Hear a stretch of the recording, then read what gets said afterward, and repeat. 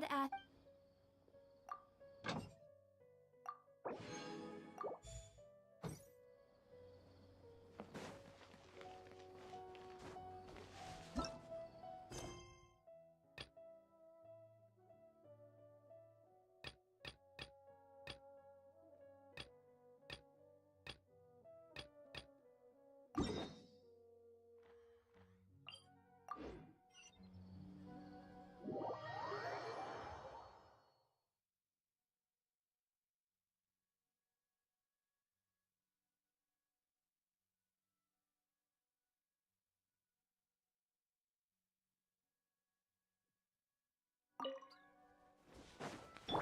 Squall and Fury. Yeah.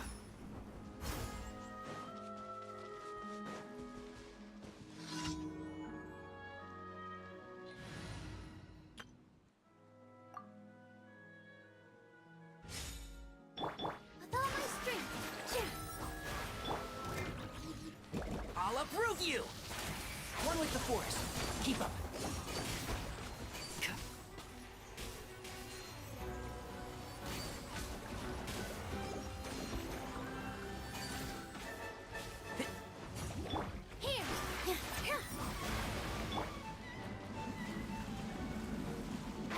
Can't see?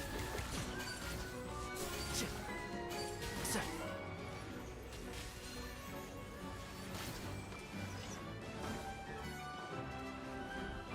And Shroud!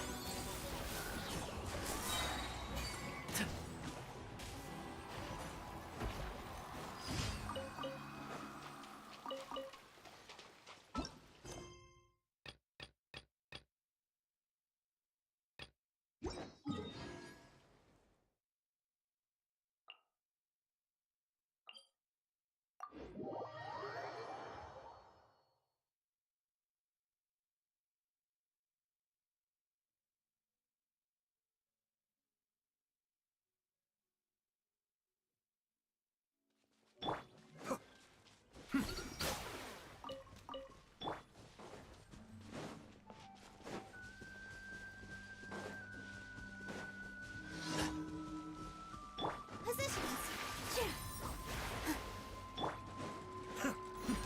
The depth beckon. Be still. Let's nip that in the bud. One with the force. Strike a pose. Here. Let my name echo in song. And Shroud!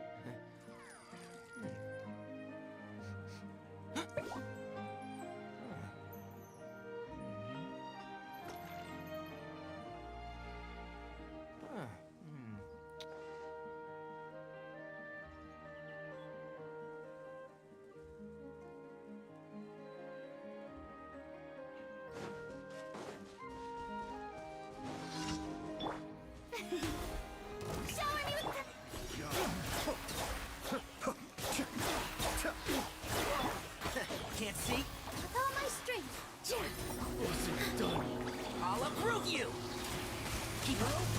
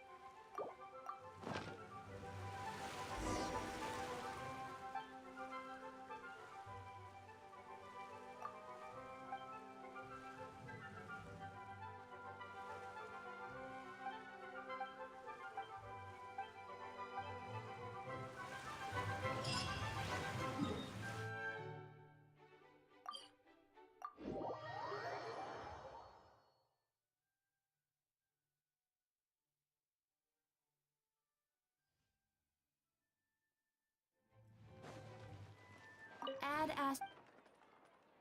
Thank you for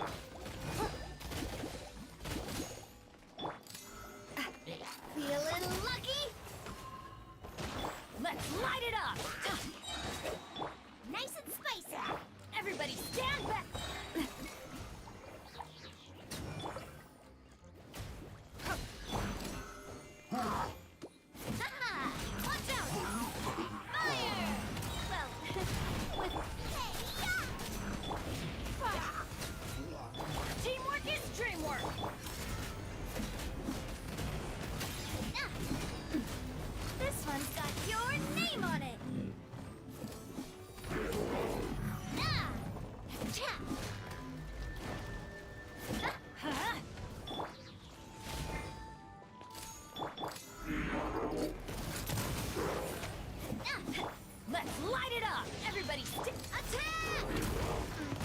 That's the way. Coming at ya!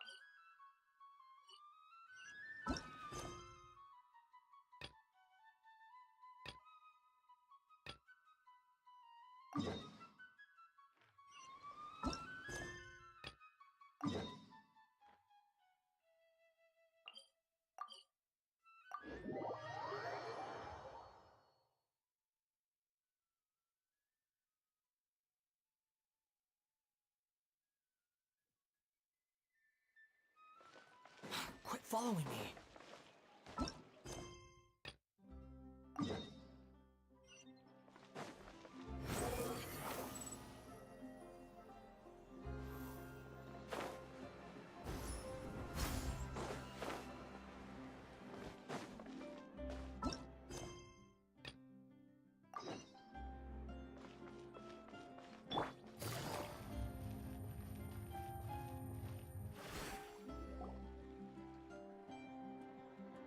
Well, if it isn't my dear partners. That voice! It's Navia! I didn't expect to run into you guys here today. How about you, Navia? Are you still busy rebuilding Poisson? We've wrapped up most of the rebuilding, but there are still a few things left to take care of. Stocking up on materials, confirming construction timelines, discussing compensation terms with families affected by the disaster. Well, though the victims have received relief payments from the court, in my opinion, as the administrators of Poisson, our financial situation right now isn't though just pieces of paper now. They Oh, spoken like a true president. You're... Oh, you bet. But so before I came over this time, I took a page from Melusa's book and decided to make a list of everything. And then, since Melus loved using shorthand, I decided to also But after running a few errands in the city, I'm kind of struggling to even read my own handwriting anymore. That does sound like you, all right. Oh, wanna... Let Paimon see. This looks like a piece of kelp wrapped around a stick. The first one...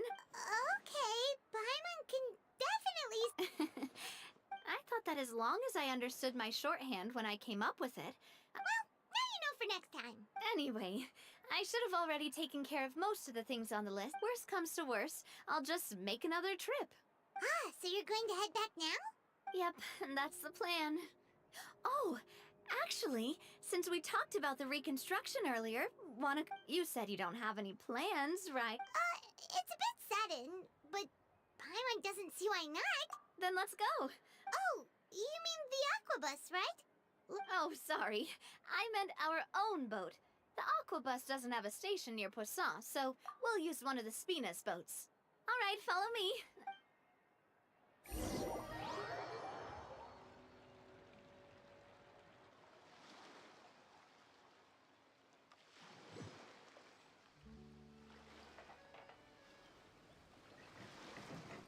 The engineer is still doing a few routine safety checks. We can head out as soon as we get the green light. So, Paimon has always wanted to ask. The 3 Aquabus lines are all named after people. Yeah, that's right. Callus and Navia are self-explanatory. If you provided the Mora to build the lines, then why isn't there even a dedicated line to Poisson?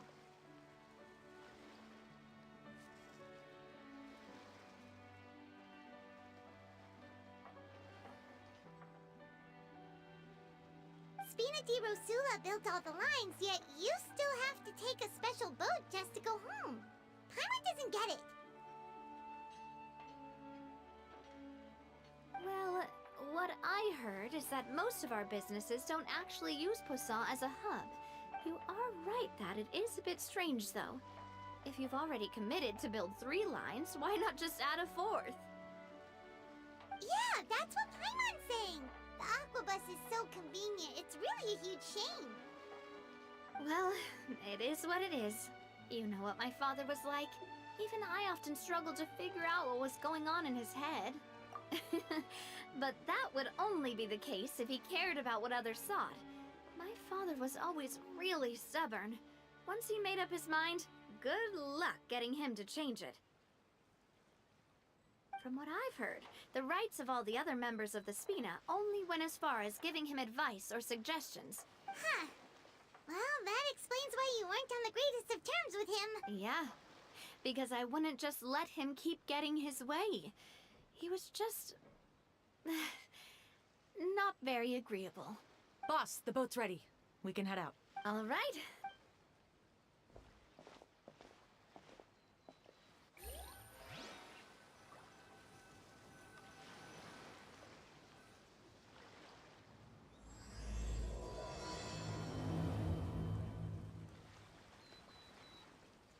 It'll be a while before we get to Poisson.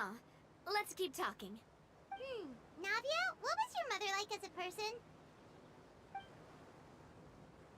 Oh, Paimon's sorry. She totally forgot that you mentioned before that she passed away during childbirth, so you probably don't remember her at all.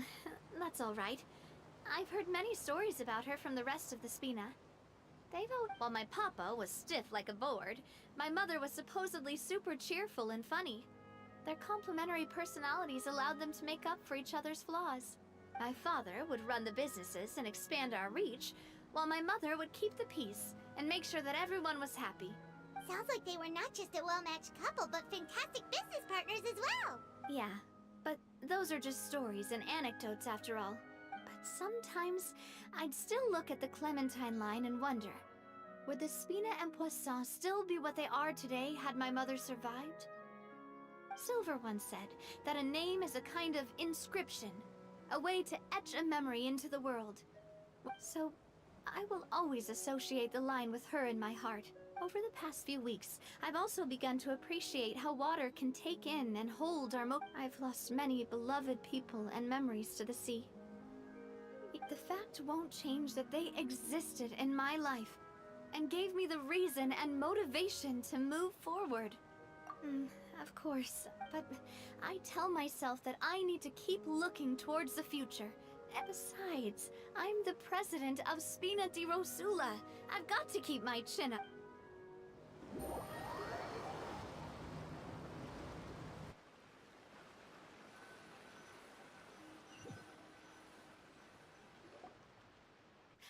We've reached the shore.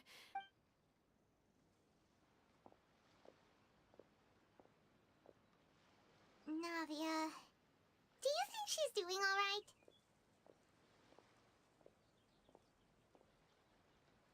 Okay.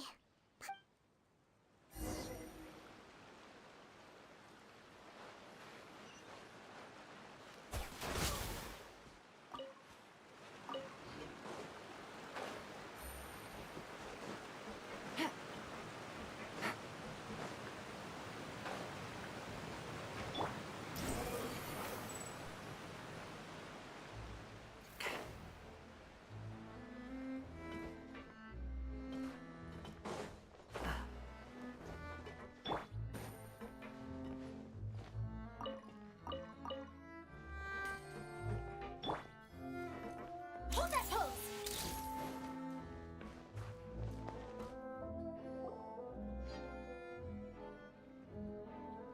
Boss, you're back!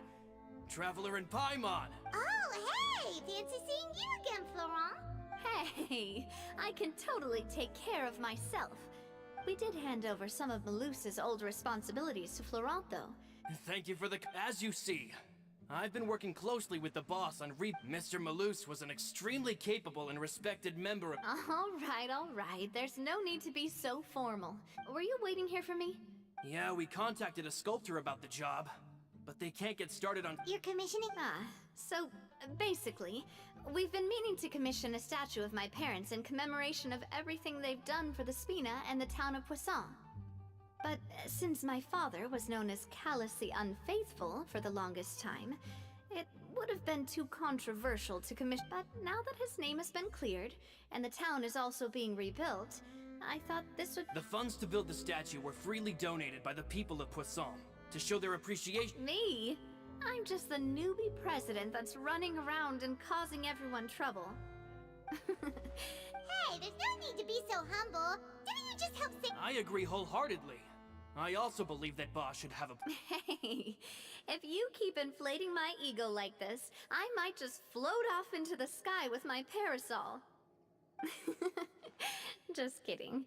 There's no way that I'd accept that kind of compliment. Thanks for the vote of Anyway, Florent, now it's up to us to confirm— We can ask the sculptor to start looking for a good block once we've decided on the poses, but we haven't had any real discussions yet on the possible designs.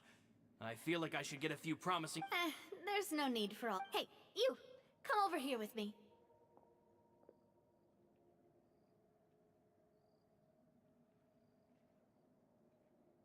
Modeling a few poses, of course. Didn't you say on the boat that Callus and Clementine sounded like great partners? Well, then there's no one better to fill this role than my most valued Florent. Let's grab some reference— You've got it, boss! Well, what do you think? Got any ideas? Well, I've actually discussed it a bit with Florent before, so I want to pick your brain for a bit. I'm all good here, boss. Feel free to start posing whenever.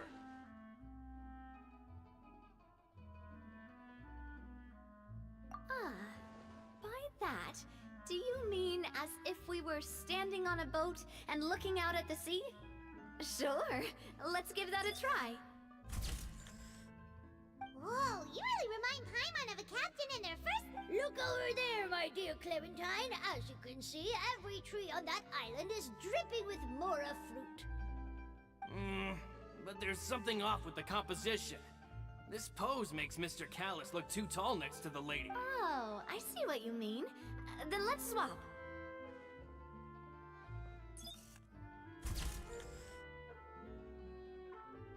Well, Paimon is a fan. A statue like this— Wait, but we can't do that. Very few people would see the statue of— But then, since we're putting it in the town, the— Oh, okay. We'll try to think of something else. Imposing, huh? Oh, I've got it. Let's try this. This pose! But isn't Clementine's pose a bit too— If we were to stick with this pose, maybe people would wonder if she— Well, tabloids did indeed speculate— Oh, Paimon was just kidding! Please don't make Paimon disappear. What Florent meant was that we asked the You're right, though, that this may not accurately represent the image of her in our hearts. Let's try to come up with something else. A happy pose? You mean something like we were laughing together?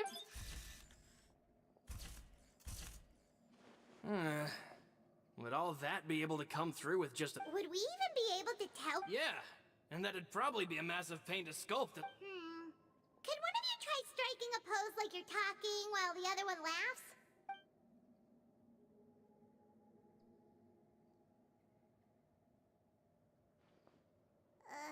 That—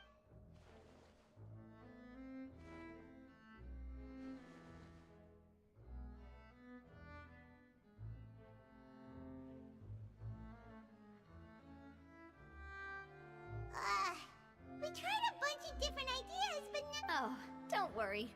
We still got a lot of reference. Man, if I knew I was going to do a photo shoot with the— Oh, outfits!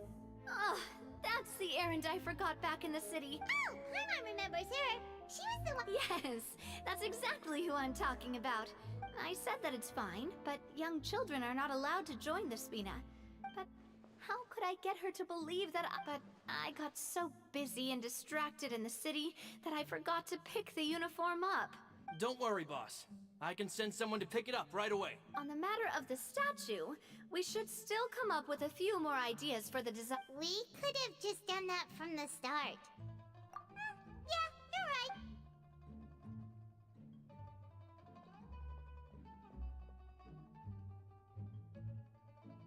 right. Navia! Huh? Oh, well, if it isn't Coulter. Back already from the Fortress of That's right. I finally finished serving my time. After I got out, I immediately made a beeline back to Poisson. You wouldn't believe how much I've missed Melissa's grilled fish. It's good to have you back, Coulter. You look at... And Let me introduce you. This is Coulter, another of Spina di Rosula's members. But, looking at it now, it was probably another one of Marcel's plots while he... Wait, Mr. Marcel? What do you mean? He was involved in some sort of plot? Have you not heard anything at all about the water from the primordial sea case? Well, I know that Fontaine got flooded, but then the water levels miraculously receded. Oh, looks like we'll have to explain everything from the top. First things first, let me introduce you to these two. They're my most trusted partners, and they've been with me through thick and thin. Oh, nice to meet you. I don't recall Navia ever generously complimenting anyone like that before. yeah, we are indeed pretty amazing. But we Humble again, as always, I see. Nice. Spina di Rosula always seems to attract great people. Oh, that reminds me. Where are Malus and Silver? Aren't they always by your side? Coulter, a lot of things happened while you were gone. As you... They lost their lives, keeping me safe during the flood. What did you say? This isn't some kind of morbid welcome up. I'm sorry, but it's the truth. They weren't the only people we lost either. Malus and Melissa. Dead. Malus. Malus and Coulter were friends for many years, and even served on many missions together during the early days of the Spina. I can understand how he feels. Let's sit down somewhere, so I can tell you everything that has happened while you were gone. Okay.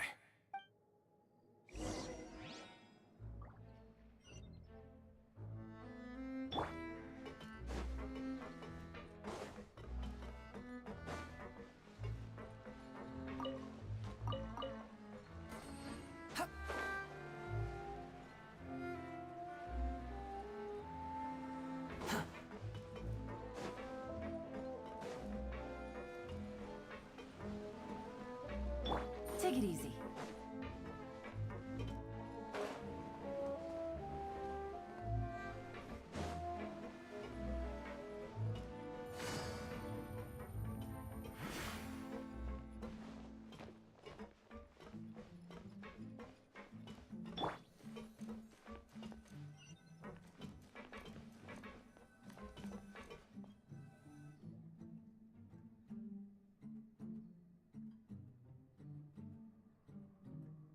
All of this. It's unbelievable. I think you and I both feel the same way. I thought Mr. Marcel would always stand by the speed. It's unconscionable to have received all that. The good news is that the Confrérie of Cabriere is no more. We finally closed the curtain on that long... Are you sure? Romu? Florent should remember him. You see, there was once a major internal dispute regarding funding the construction of the aquabus lines. Romeu was the leader of the faction that thought, but Mr. Callis believed that an opportunity to collect not only would the aquabus be a good business investment, but the two couldn't come to an agreement. Romeu ended up taking a lot of people with him when he left Spino di Rosula altogether. And with Papa's stubbornness, I can definitely imagine how it must... And of course, when he was suffering the slings and arrows of outrageous injustice, those relationships that he spent a fortune to build didn't help in the least. Yeah, you could say it was the price he paid for sticking to his beliefs. Oh, that's a good point.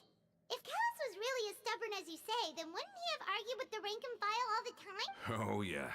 It eventually became used to be a lot better with taking counsel. But on the matter of the Aquabus, even Ms. Clementine completely stood by Mr. I think the Aquabus was just the straw that broke the camel's... They believed that Miss Clementine lost her ability to serve as an impartial mediator when she So, they thought she had betrayed them? But that doesn't make any sense. Before she was their mediator, my mom... Yeah, but to them, even taking a side was betrayal enough. Of course, Ms. Clementine then passed away. So that... From that point on, perhaps they've regarded us as enemies ever since they left. I've also heard that they aren't in a good financial position, so they've been... I think Coulter's got a point. Both Marcel and Romeo had my father in their sights for a very long... Even though Marcel's faction has been dissolved, we still don't know anything about Romeo's whereabouts. If there's... With how distracted and vulnerable we are, now would be the best time. Good thinking, boss. Thank you for that, Florent. And Coulter, thank you for telling me about this as well. Don't worry, it's nothing. Do you have a moment right now? How about we go out for a walk? I've heard so many incredulous things today. I'm finding it a bit hard to calm down even now. In that case, why don't we go back to the court? I can pick up Adele's uniform while we're there as well. It'll save Laurent's guys a trip. Want to come with me again, you two? Oh, of course. That's fine by me. Then let's go! Paimon feels like a lot's hinging on this visit. We really are the best of partners.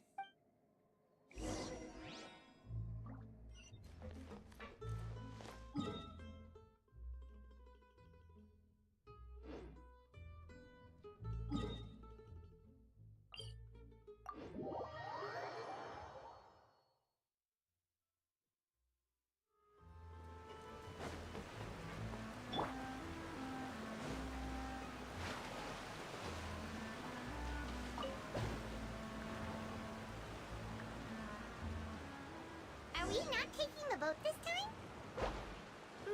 It's nice to walk from time to time, isn't it? Think of it as something like a hiking trip. Once we're there, we can stay a few days before we return. Sounds good. I haven't walked this road in a long time.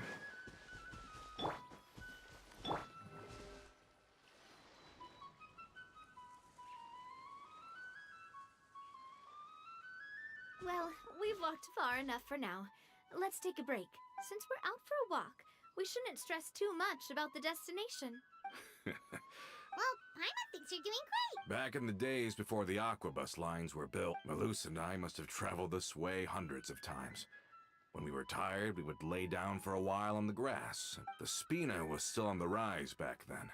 Mr. Callus was generous, and everyone had the chance to strike it rich.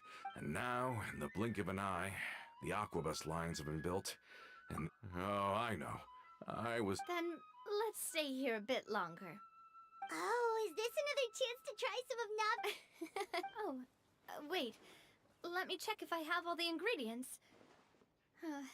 Malus and Silver used to take care of Okay. The stove's looking good. Seems like we're all out of flour and sugar. The two most important ingredients of all. Oh, would you? We should contribute to making the macaron too. Oh, that's great. Then I'll go look for some... Great. Then I'll prep the stove.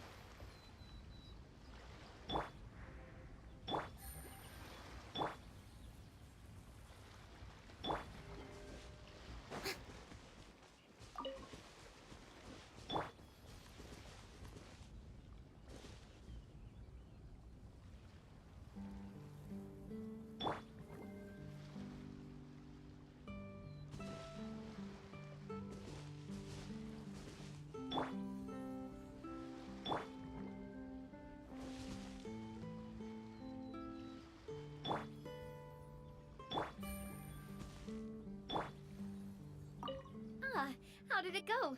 Did...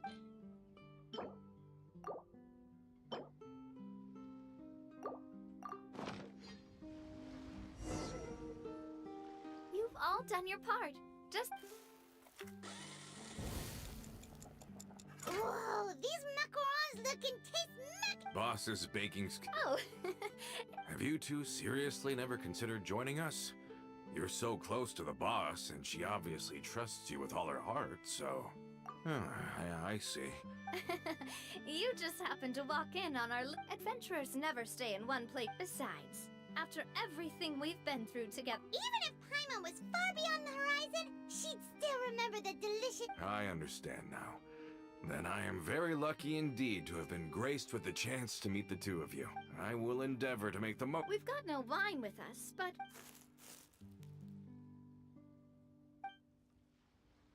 Cheers!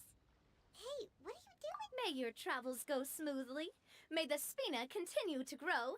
And may... All set? Let's move out then. I asked some old acquaintances in town to make Adele's uniform, so we should be able to pick it up right away.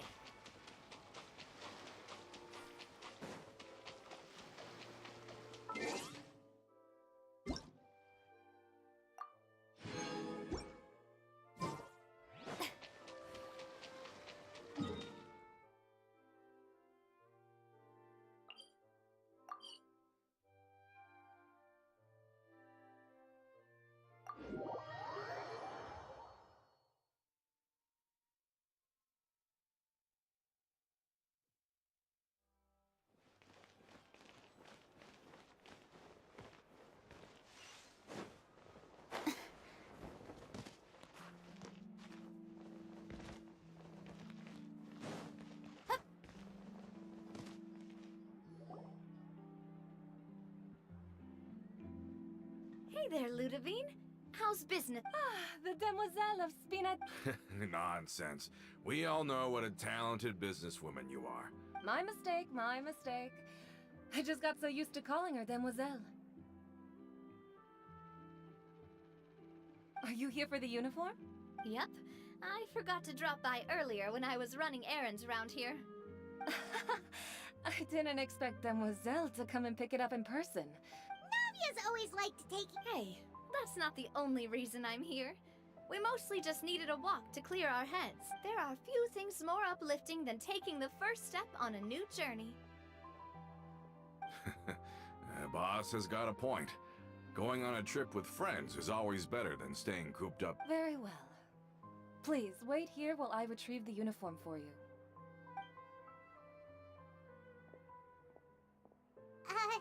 Can someone remind Paimon again why Adele wants to join the Spina? She hasn't given me any concrete reasons. All she says is that she really looks up to me. After we cleared her father's name, she became a lot more cheerful and outgoing. She said she used to be terrified of Papa, so as a result, she found all the rest of the Spina super scary as well. But the Spina is very different now. Yeah, you could say that. She said that she wanted to become someone like me. From the sound of it, she'll be a wonderful addition to the Spina. I think so too. But for now, let's focus on giving her a great atmosphere to grow and thrive. She can commit to us once she's older, and can really make that decision for herself. Is something up, Traveler? Huh? Tailing? Oh, Paimon's coming. I'll go check it out too. Coulter, please hold on to this for me. All right. Paimon saw them too! They headed up!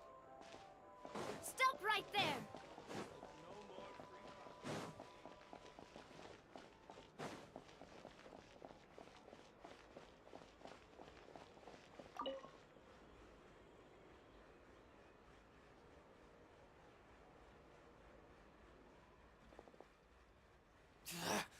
We knew you were going to be difficult! Seems like if we want them to talk, we're gonna need... Brothers, there's no need to...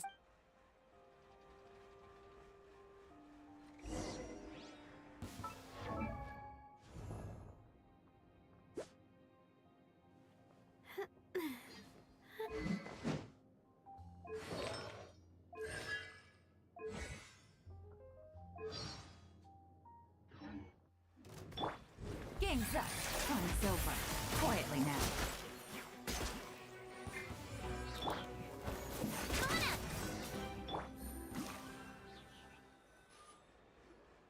Now, talk. Who are you? And why were you tailing us?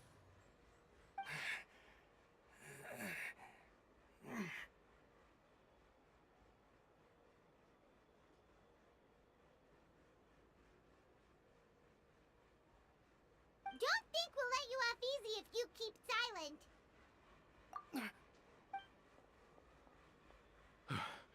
How did it go, boss? Are any of you hurt? If you thought they stood any chance against us, you were sorely mistaken. Anyway, stop playing tough and start talking.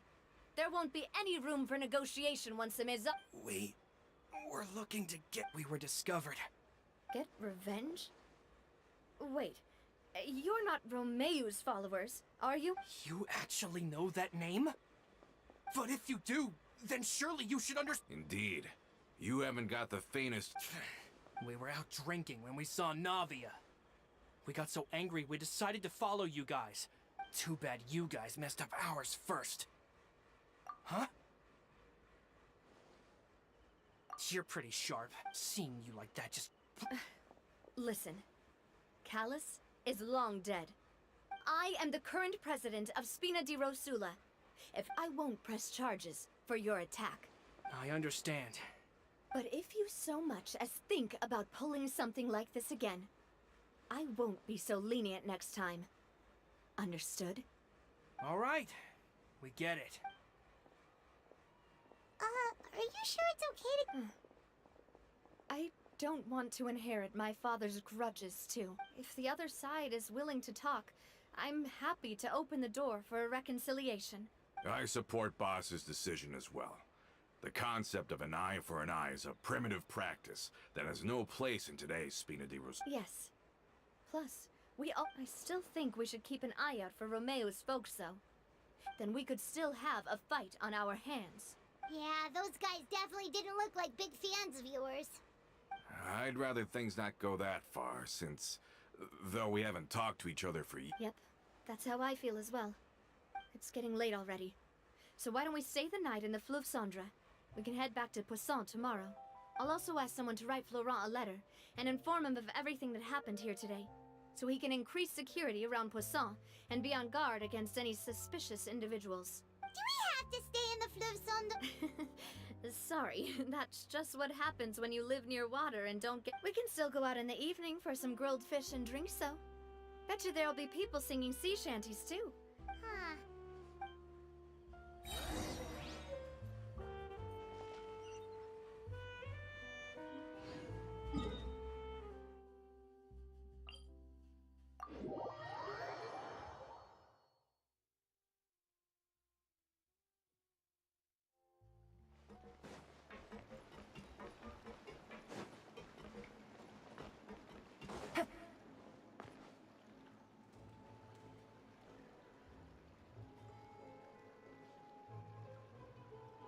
Coming back here really does feel like this place is starting to grow. If you think about it, it would be kind of weird if the Spina's base at the... Totally. Although, of course, with the continued growth of the Spina, Papa wanted Poisson to eventually grow into a metropolis, not unlike the court. He was a very ambitious man, who rarely looked behind or beneath him. And that's also why people hated him just as much as they loved him. All right. Why don't you go wait for me at the restaurant? I'll go do some prep and I'll get someone to tidy up your room while I'm at it. You can use the same room as last time. You still remember the room number, yeah? Yep. Kinda hard to forget. Oh. Oh, Paimon, sorry! Please have mercy, Navia, if you do... I was just kidding. Be on your way now.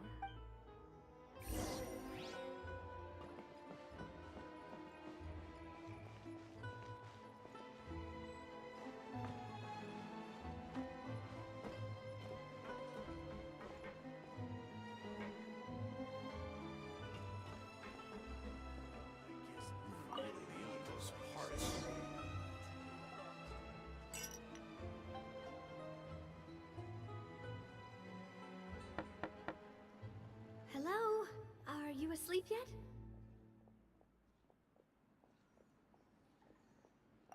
Oh no, not at all. Wanna go fishing? I've got some rods and lures ready.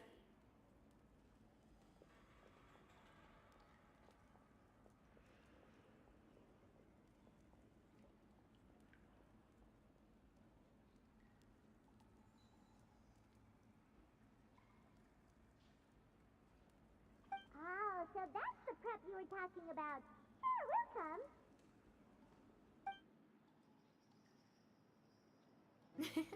Hopefully I didn't wake you or anything. Don't worry, you don't have to do any actual fishing if you're too tired. Just think of it as keeping me company. Okay, let's go.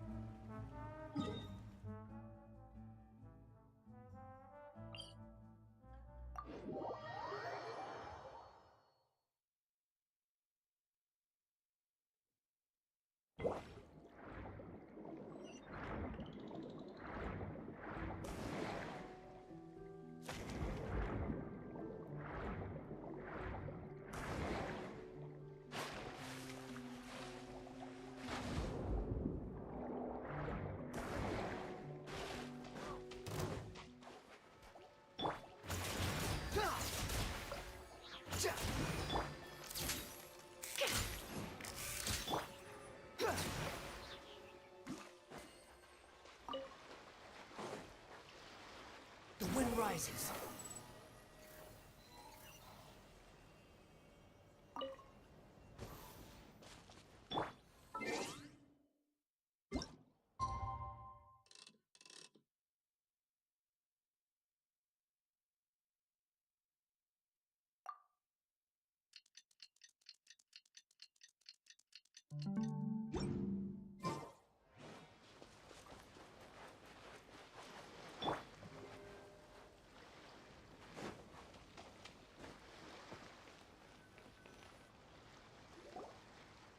How can you call this fishing when you're using a fully automatic?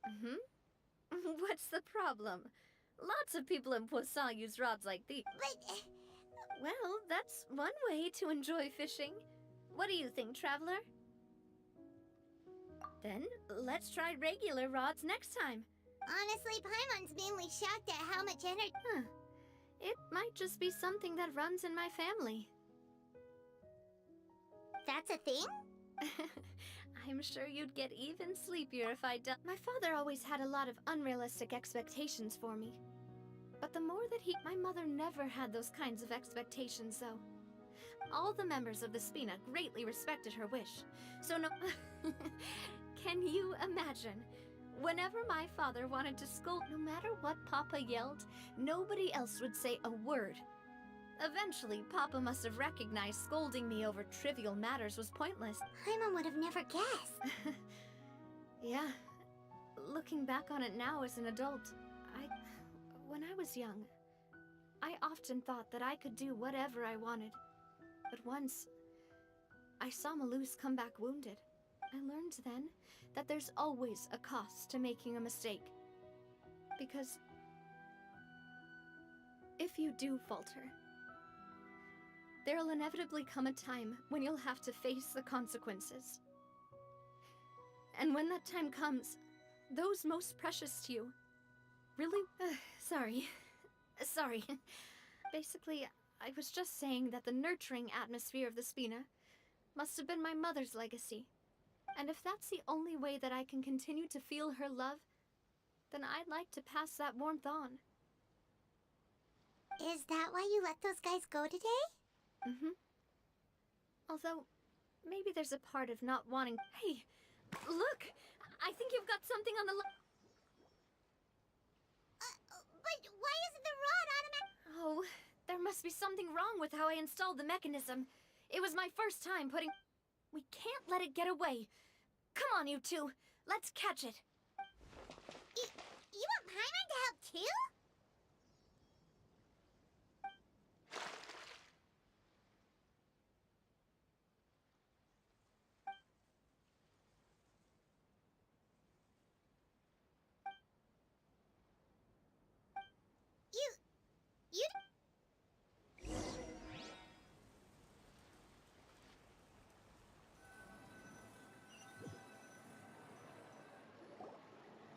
Stop wasting time! The boss ain't gonna wait all day. We'll go ahead with the operation tomorrow.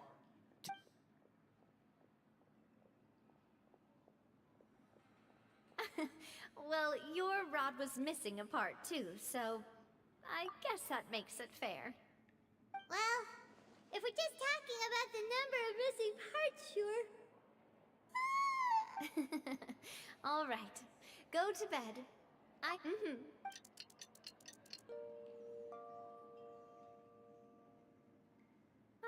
So how was last night?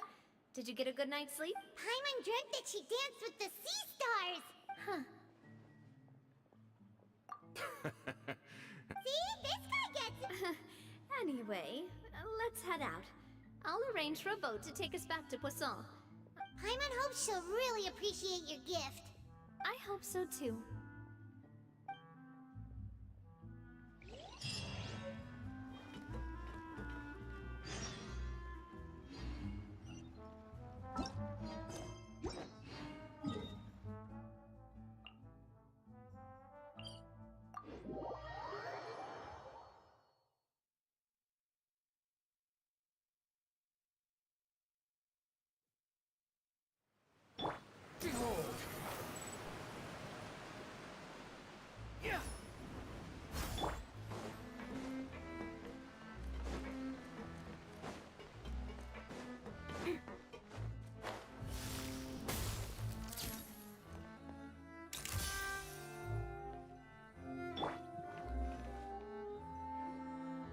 Adele, we're back! We brought you a gift from the court, too. Whoa! Thank you so much, boss! Don't call her boss, okay, Adele? Just Miss Navia would be fine. Oh, it's all right. I don't mind. Besides the gift, I've also got another surprise. Guess It's been a while! Oh, it's you two. It has been a while indeed. I've heard that you also helped save all of Fontaine. You're really amazing! And if Miss Navia's your friend, then she must be super amazing too! What's in this thing? Can I look? Of course. Oh, it's a Spina di Rosula uniform! Well, it's a gift for future you. But it's the Spina's responsibility to protect everyone as well. Being a member means becoming involved in all kinds of dangerous situations. So, I turned you down then by telling you that you'll have to wait until you're older. Oh, so that's it! Well, thank you so much, Miss Navia. I'll work hard and grow up as fast as I can. But you can't really grow up faster by working hard. Everyone, I'm really grateful that you remembered my daughter's wish. Thanks to the protection of the Spina. Oh, it's the least we could do. Boss! Huh? Is something up, Laurent? I've got something urgent to report. Romeo... What? Explosives? What do they want? It seems like they've been planning this for some time. But Romeo and his folks must have gotten wind as well. We investigated their tracks and found out that they're after Poisson. They have smartened up since we caught them red-handed at the court. Seems like they've got no interest in sitting down and talking at all. We should have gone straight to the Maison Gardienne. Sorry, I underestimated the situation. Well, On the hill to the east of Poisson, near the Clementine line. they want to blow up the Clementine line? Certainly sounds like it. Romeo and his followers hate the Spina, and if they manage to blow up the Aquabus line, all that rubble will come crashing down the hill. Are they insane? There's tons of it. Yeah. If they've been planned, we have to issue an evacuation order to the townspeople and get. Let's get everyone onto our ship. That should be the safest. My dear partner, can I leave the. If the explosives do go off, not only would the people of Poisson be in danger, let's stop their insanity first. Then settle the score with them. Leave it to us, Navi.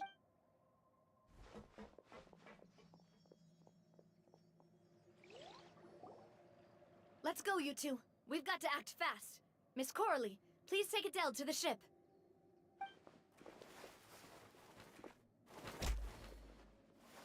Watch out, boss!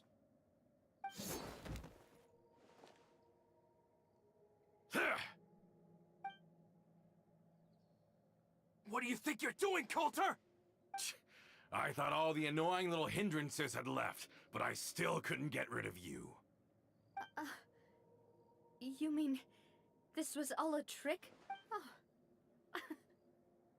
I get it now. You knew about their plans all along. Not quite.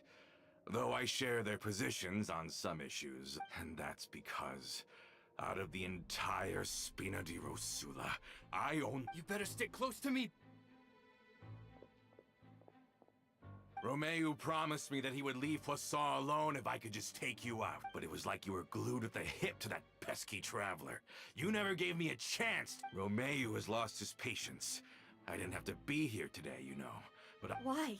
only someone as clueless about the past as you would ask such a fool. You never saw the heyday of Spina di Rosula, nor did you ever live through the golden age of Poisson. But I saw it all with my own eyes. And it was all because of you. Now Clementine died because of you. Callus died because of you. Malus and Silver— So the shock and grief you showed us before. Now you're catching on. I heard— but did you know? Down there in that blasted fortress, I spent a long time thinking about what happened. Back then, because of that aqua bus, we had a huge fallout. The years passed by in a blur after that. I thought but then he died. And it was because of you again, Navia. It's always because of you. I once loved the Spina and Poisson more than anyone else. Don't listen to him, boss. He's just spouting nonsense. Have you ever considered that maybe the people around— Have you ever considered that maybe you only get respect because you're Callus and Clementine's— Have you ever considered that maybe people don't stay in Poisson Because if you do falter, there'll inevitably... Yeah, but is that really why? Shut your mouth! I, for one, really like Miss Navia. And my mom loves her too. I don't know how to explain it, but I like her. And that's that. I'm sure Mr. Malus would be extremely disappointed in you right now. You've somehow managed to pin the blame for every mistake and tragedy in our history on the boss. Get out of the way, Florent. I don't want to hurt you. You're gonna have to, boss. There's no time for this. Maybe you think you're being the realist by painting the history of the Spina and Poisson like this.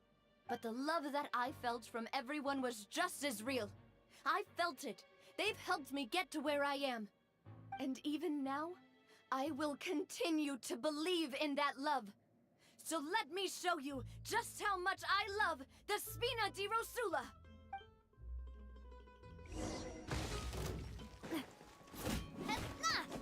Watch out! Hiya! Watch out! Cha! Ha! Hey there! Fire! Well, with rocks. Watch out!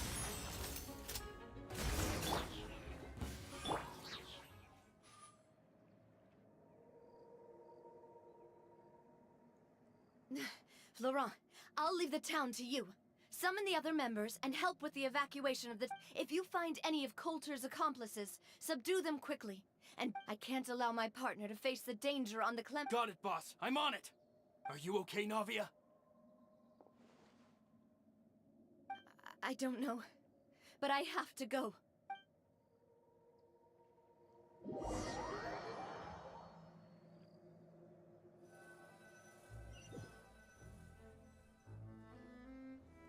Let's hurry up there. We have to protect the Clementine line. If they're gonna blow up the waterway, they must have planted the explosives next to the support. Squall and Fury.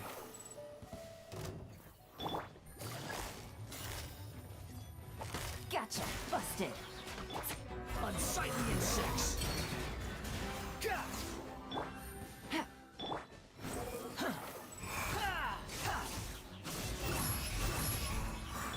Let the world come alive! Truth bomb! He certainly brought a lot of muscle. They're really slowing us down.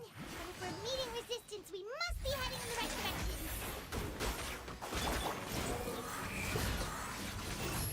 Ja! Ha!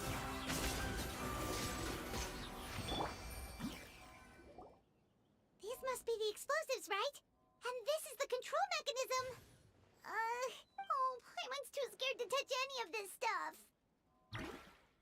Huh? There's a strangely shaped hole here. What is it for? Oh, that certainly sounds possible. Okay, you take this side, Paimon will take...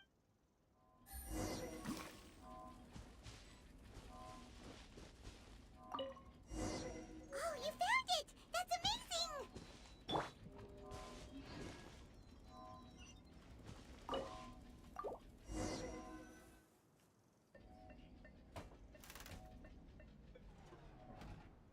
That should do it, right? Navia and Florent should be able to Oh, you're right.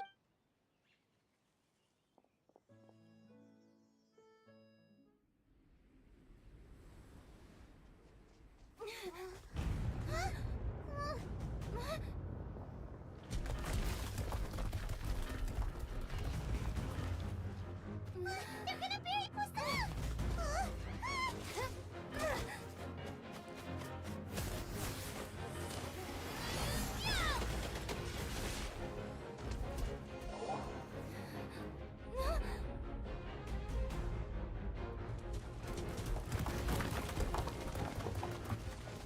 Great work, partner. Just leave the rest to me. Watch out, Navia! You can't block them all! Block. I'm doing this the Spina way.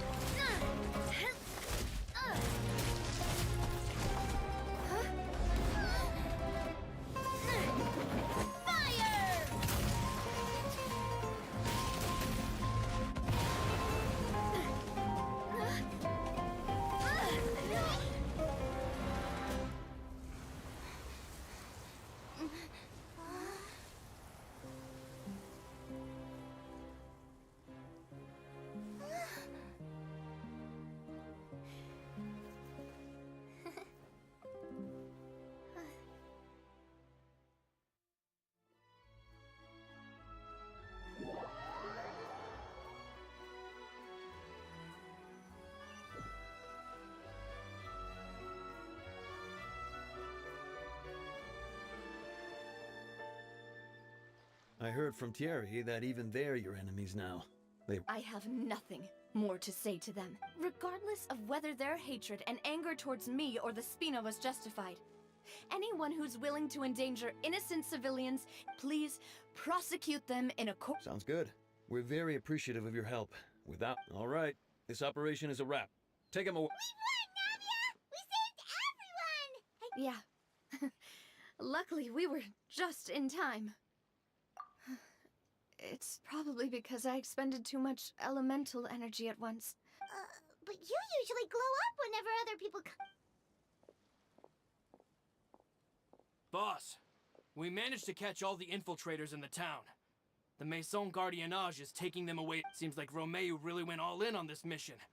If he sent literally everyone he had, though, that also means we've caught them all, too. We won't have to worry about them from now on. Ah, got it. Coulter, I can understand how you feel. The things that we lost, they're forever beyond our grasp now. I am not callous, and I will also never become him. The Spina and the Poisson that you loved are both gone. But I will not change how I feel about our future. I will spend more of what the Spina earns on the betterment of Poisson, so that one day, the people of Poisson will enjoy the boons it brings as well. I know what you're trying to say. Mr. Callus would never have said anything like that. There are too many things in life that are just beyond our control. In that, we are the same. Henceforth, you are no longer a member of Spina di Rosula. But once you're discharged from the fortress again, you're welcome to pay another visit to Poisson. Thank you.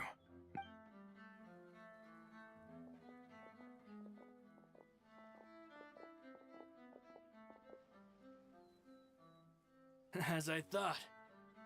Boss really is a kind and gentle. She is also, I must say, a truly unlucky person. Thank you for protecting the Clementine line. I was actually really scared, you know. I mean, even the Callus line won't be getting rebuilt anytime soon. If I'd lost the Clementine line too, I wouldn't know how to live with myself.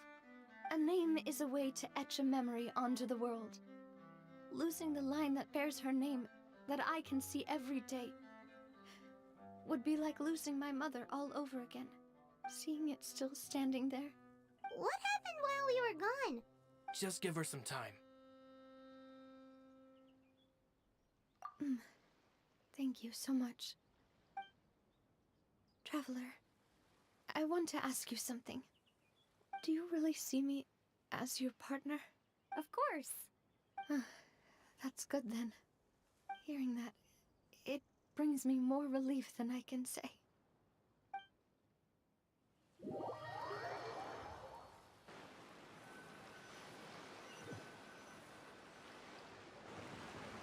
How do you feel, Navia? Any better after taking a break? I feel quite a bit better. But I should probably still rest for a few more days. Sorry, partner. I said some weird things earlier. Feel free to just ignore me. I used to think that I'd never doubt myself.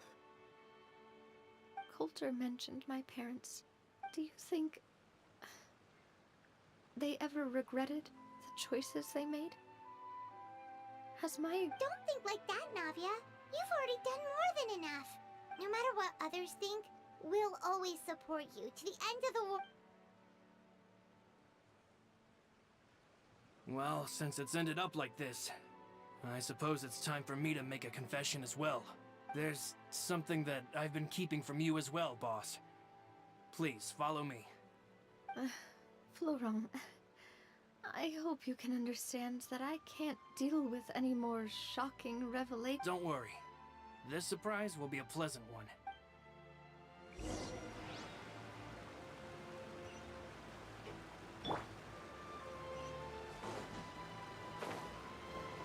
Squall and Fury! Yeah!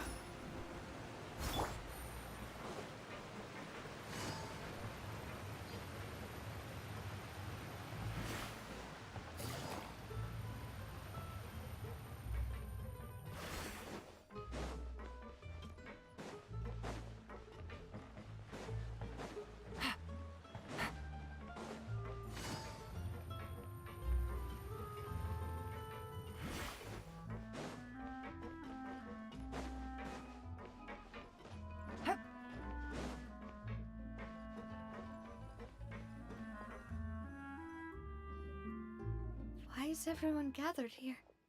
And what's... This was supposed to be a gift to you from everyone in the town. We were originally planning to show it to you once it was finished. But special times call for special measures. I've never seen you look so defeated before. Do I really look that bad? Well, if you're ready, I'll unveil the present.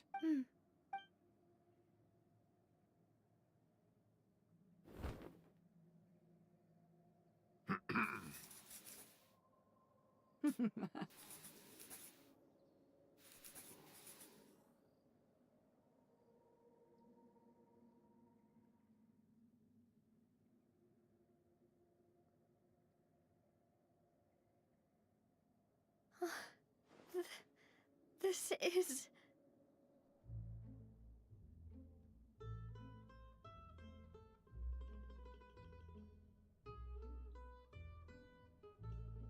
Papa, Mother. We designed the look for Miss Clementine based on old camera records. As... Wow! This is the statue you mentioned before? It is indeed. To be honest, we decided on the design a long time ago, and gave the sculptor permission to begin working. We only asked Boss to decide on a design so she wouldn't realize we had already started. How could we only have statues of Mr. Callus and Mrs. Clementine? Even though Boss is still young, we've all seen the work she's put in regarding the whole synth business and the rebuilding of Poisson. We wanted to commemorate her contributions with a statue as... I don't know what Spina di Rosula was like in the past. With Navia around, We are gathered here today to tell our boss that we support you and believe in you wholeheartedly. I believe everyone is here for you, not the glory days. That's what we believe as well.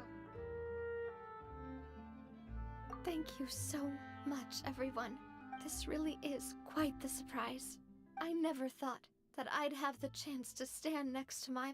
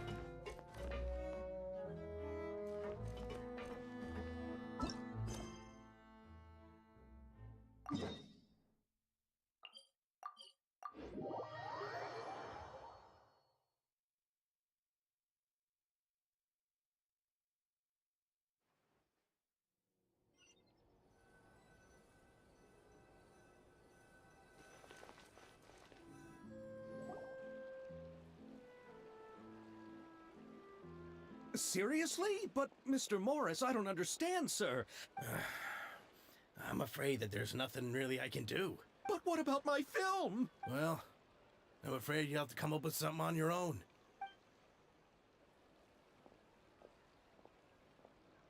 Oh. Hey, isn't it Xavier? Xavier!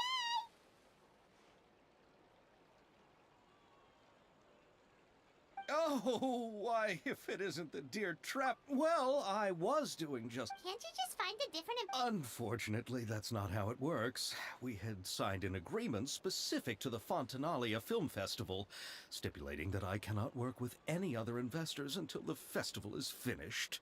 The Fontanalia Film Festival? Oh, is this your first time participating in Fontaine's Fontanalia The Fontanalia Festival was established to commemorate the legendary Loch Knights, who went on a quest to search for the Oceanids, and eventually welcomed the Hydro Arconageria. The holiday is deeply connected to the founding of Fontaine, as well as its unique laws and trials. But what's with that weird expression on your face? It's like you're trying really hard to remember something.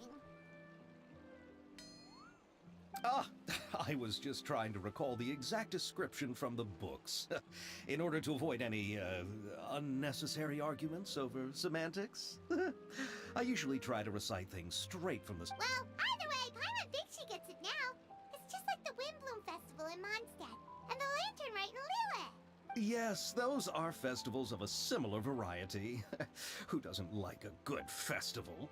To commemorate the Loch Knights, people will imitate them by putting on special costumes, raising golden cups, and going door to door asking for pure... But a few years ago, Lady Farina started to find the whole idea a little drab. That really doesn't... The whole thing seems more akin to a carnival now. Oh, that sounds pretty fun.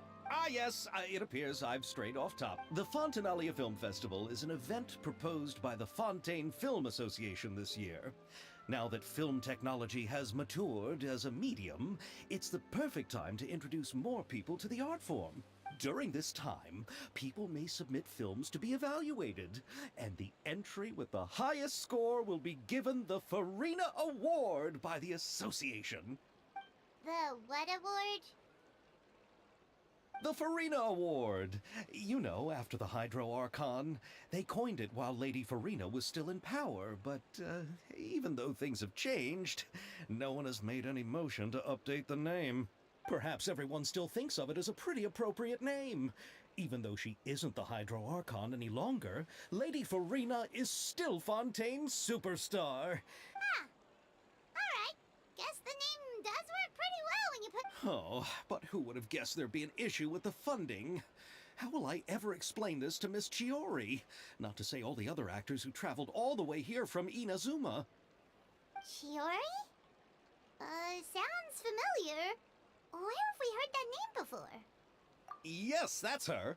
I asked her to oversee the event's art direction, including the design of the actors' costumes and appearances. Oh, Paimon remembers now! Navia said that her clothes were designed by Chiori, and Kirara's outfit too! How to describe her? Well, she tends to be pretty direct and can be very forceful when it comes to dealing with people. The fashion world in Fontaine has dubbed her the Thundering Seamstress. Her remarkable designs have led many Fontainians to become very interested in Anyway, Chiori is acquainted with all the actors I've invited from Inazuma. Without her help, I don't... Who are the actors from Inazuma? Do we know them? Why don't the two of you accompany me to the Aquabus station to welcome them?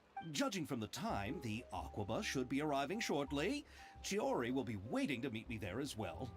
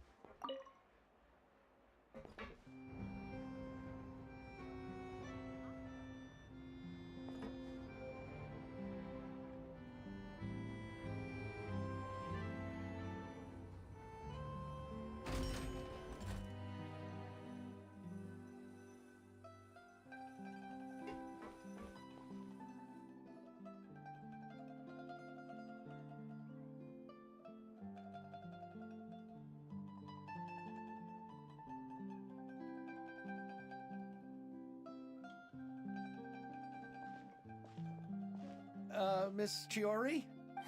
Your talk with the investor sure went fast. The Aquabus hasn't even arrived yet. Oh? And who are they? Allow me to introduce you. This is the Traveler and Paimon. Pleased to meet you. Likewise! We've heard the owner of Chioriya Boutique is a skilled seamstress, so it's a real pleasure to finally meet you in person. Why, thank you. I strove to create an outfit that matched her high social station as the demoiselle. So tell me, what happened? I can tell the conversation didn't go quite as expected. Ah, well, it's like this.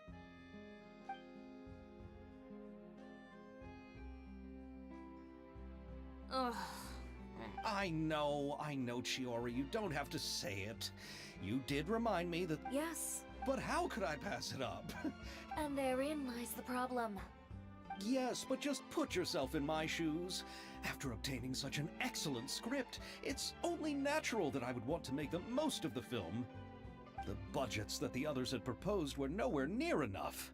It's difficult to find someone willing to front such a large amount of mora, so... Don't be sad, Xavier. We might be able to help scrounge up some more together for you. Oh, thank you, Paimon. That means a lot to me. We need to move on. What's happened has already happened, and there's no changing it. But now's not the time to give up.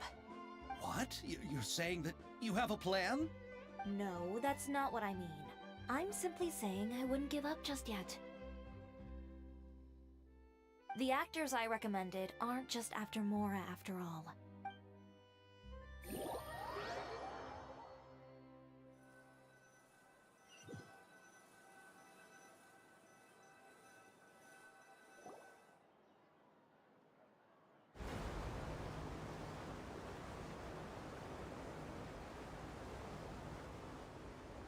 Really? Then where do you live? We Malazines live in Mercy Village. The only way to enter is from underwater. Oh, you must be pretty tired after work every day, right? I mean, you have to swim all that way just to go home. You're so thoughtful. But some Malazines choose to live in the Court of Fontaine because it's so much more convenient. This is our stop. Oh, we've arrived. But I haven't even finished chatting with Aval yet. I also enjoyed Aval's introductions to Fontaine along the way. Everything you described was so clear and detailed that we can't help but want to hear more. Thank you so much. I'm usually working here on this aqua bus, so I hope I'll have the chance to see you again. There are still many more places I'd like to introduce to you.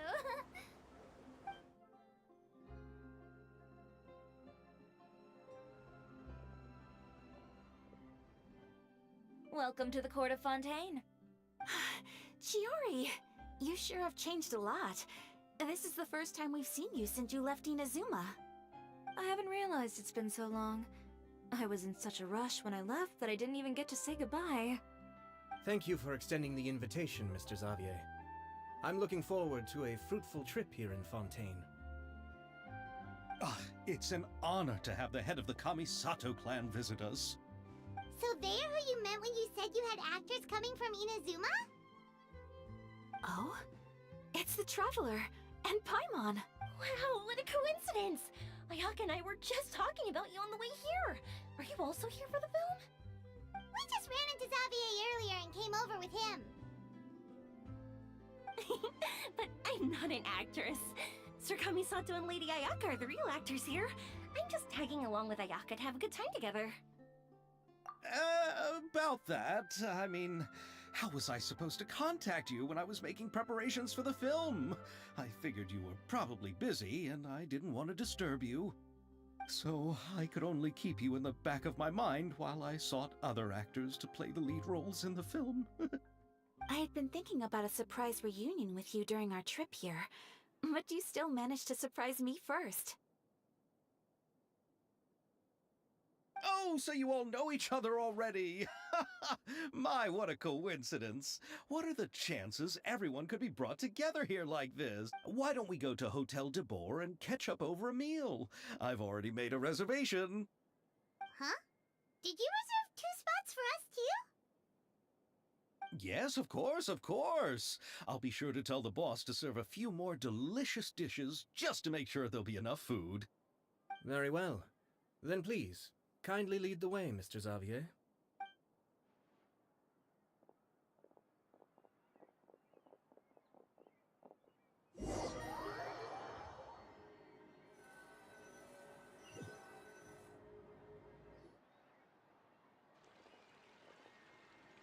Wow, the building's and Fontaine are so tall.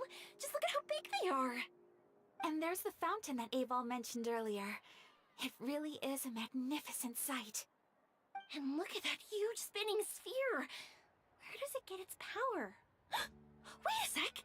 Could it be one of those clockwork mecha we've heard so much about?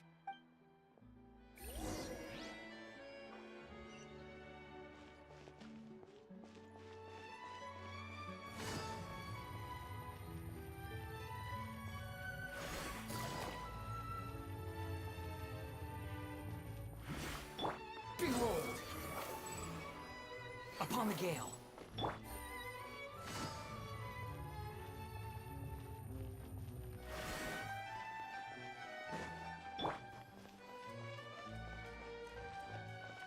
Say cheese!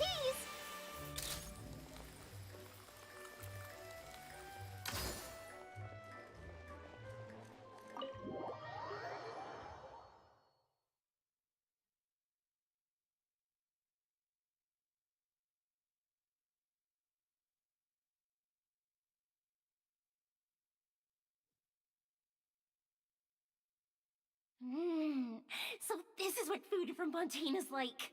It sure is different from what we have in Inazuma. How should I describe it? It seems like you have to go through a lot more steps to make them. And the flavor has many layers too. Yes. When I first went to Inazuma, I actually thought the food there tasted a little too bland. It took some time for me to get used to it. Let's get back to the purpose of this trip for a moment, shall we? How have preparations for the film been coming along, Mr. Xavier? Well, I've already assembled most of the film crew. A lighting specialist, a prop manager, and a costume designer. I've also bought the copyrights from the novel's author. Oh, it's called The Two Musketeers, right? I read the script you sent me on the way here. The story is pretty good. Originally, I was planning to start filming as soon as Sir Kamisato and Lady Ayaka arrived in Fontaine, but I'm afraid I've run into a bit of a problem. Oh? What is it? It has to do with the film's investor, Mr. Morris. He suddenly informed me this morning that he's encountered some financial trouble and will be unable to release to me the amount of funding agreed upon. It's said that Fontaine's legal system is well developed. If he has violated the contract, then can't you simply take him to court over the matter? Well, I'm still more concerned about filming. Even if I were to take him to court, I'm afraid it would take months before the case could even— Then, is there a way we could raise funds ourselves? I've considered that option too, but unfortunately, it's difficult to gather such a large amount of mora on— Mr. Xavier, if Ayaka and I were willing to perform for free, would that resolve the problem you are currently facing? What? No, out of the question. To have you come all this way just to act for free? Oh, no, that won't do.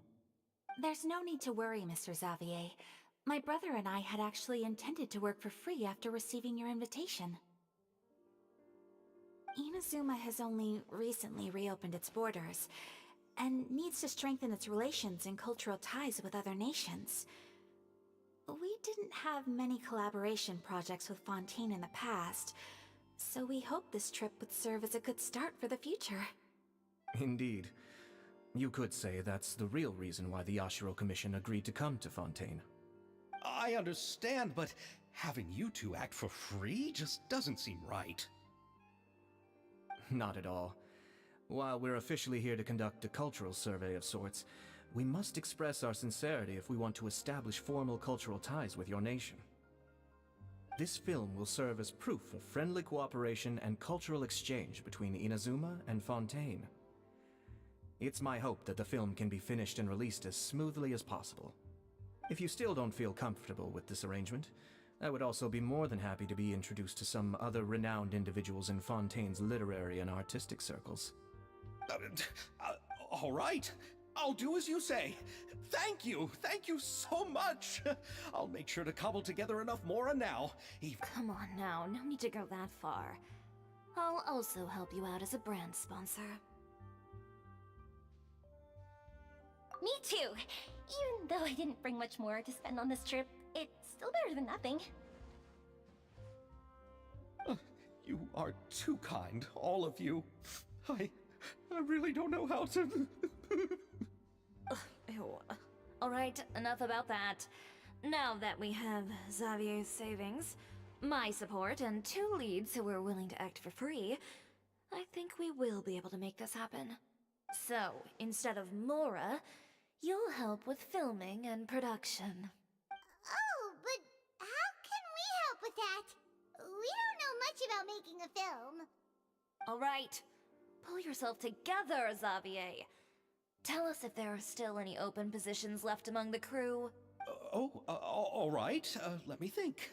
We still need a camera operator, a clapper loader, and someone to manage logistics. I originally wanted to personally serve as director, but I've been too busy working as the producer. So the positions of director and director's assistant will also need to be filled. Paimon knows what the director and the logistics support person do, but what's a clapper loader? The clapper loader is responsible for using the clapper board to record and organize the information of each shot when the camera operator begins shooting. The work requires both patience and careful attention to detail. A clapper board? Oh, you mean the thing they hold that goes clap whenever they start filming? Yes, that's right. Are you interested in that job? For sure! Paimon's always wanted to try that! Alright, then you'll be our clapper loader. I can find someone from the store to help with logistics. What do you think, Xavier? Oh, fine by me. As for our camera operator, I was thinking of letting the Traveler take the role. Oh, she's great when it comes to using a camera! Yes, that's also what I was thinking. I'm sure that's due to the Traveler's journey across Devat and all the places they've seen. After so many adventures, using a camera must be second nature by now. What do you say, Traveler? Are you interested in the job? Thank you. It really means a lot to me. Come on, friend. Let me give you a big warm hug.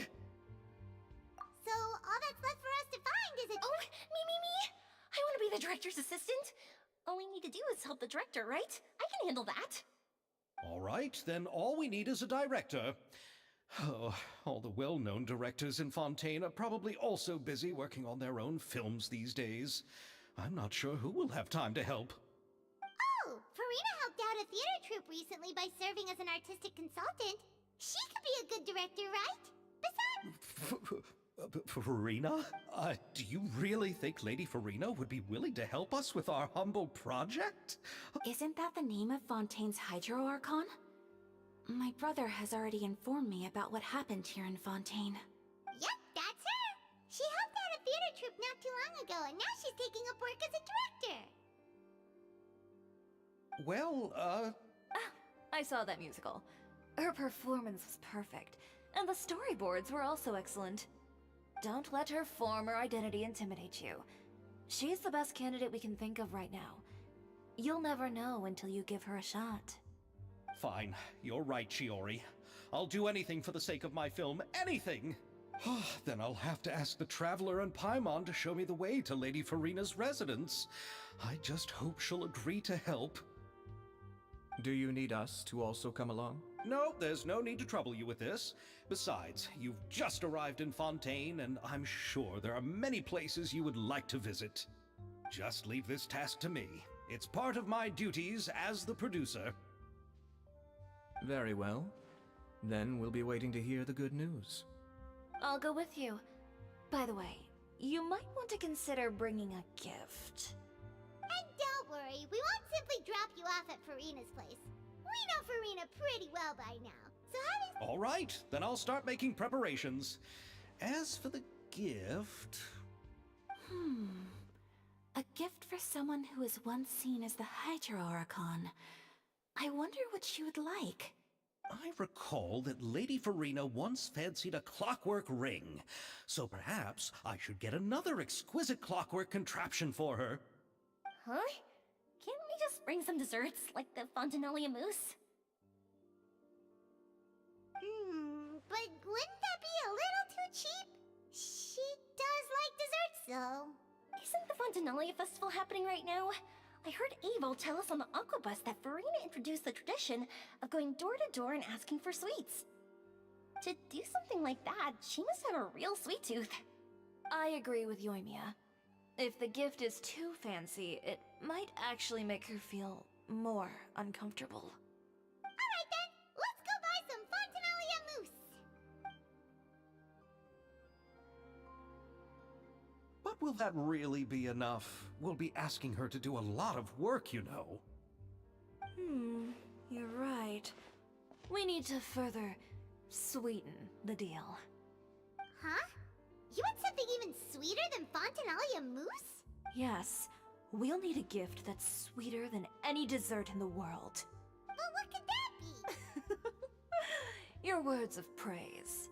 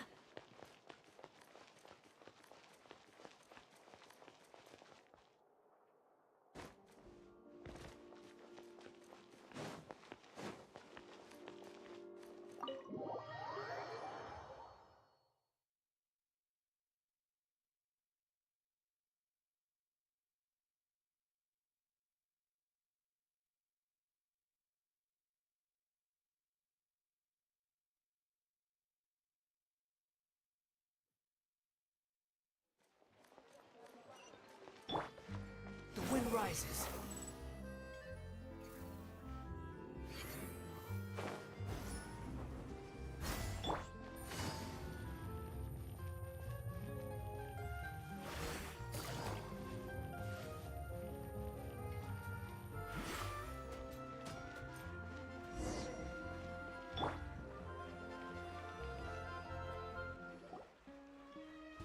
We're here! This is where Farina lives. Okay, I'll go knock on the door.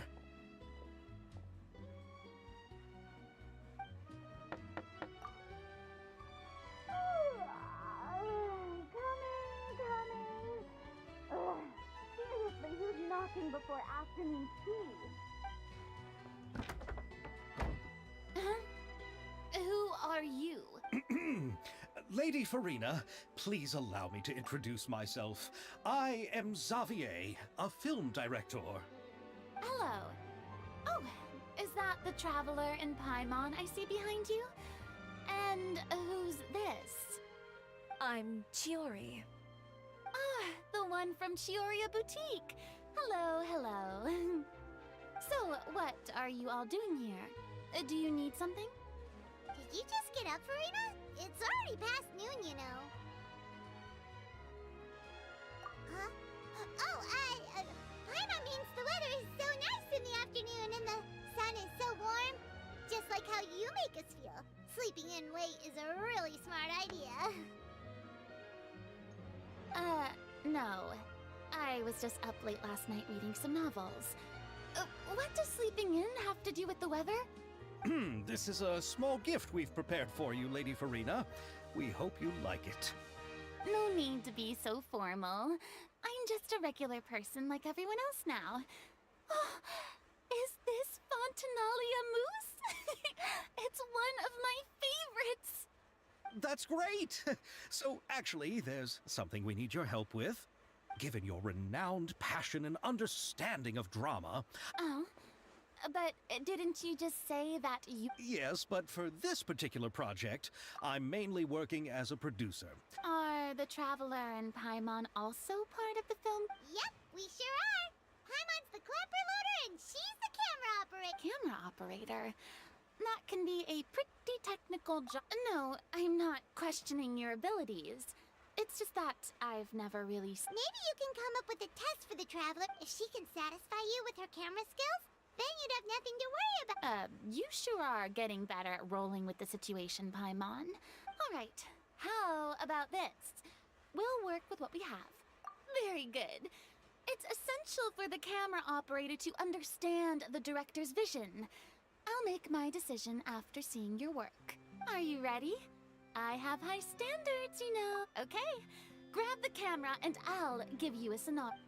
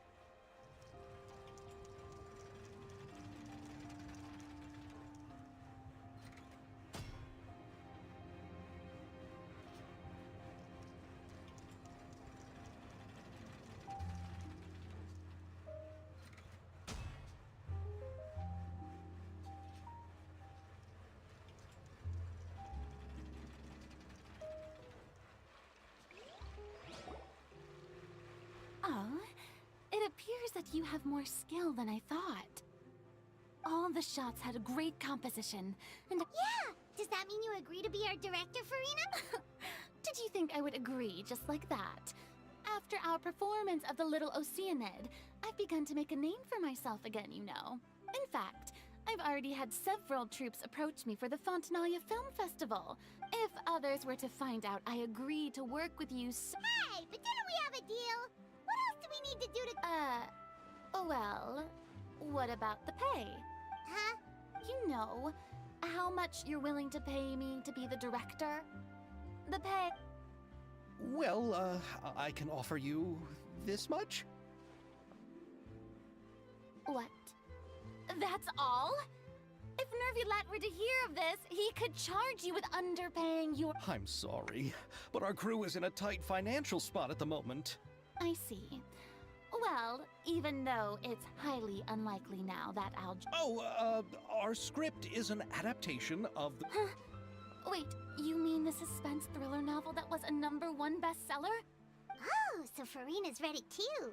Of course I read it! I've always had a keen interest in artistic works that strike a chord with the populace. I see. It all makes sense now. You must have used most of the budget to pay for the copyright. Not really. He probably just wants to get his name out there. So, Mora isn't the most important thing to him, right? It reminds me of a delivery courier who wears one of my designs while traveling all across Teyvat. I didn't charge her much for the outfit either. The exposure she provides for my brand is well worth it. So, are you— Well, it's all right. Ahem, Mr. Xavier, if, hypothetically speaking, I agree to be the director, how much freedom would I have in terms of script revisions and creative interpretation? Oh, as much freedom as you would need. Good. Then I'm free to alter the script as I see fit. Absolutely, no problem.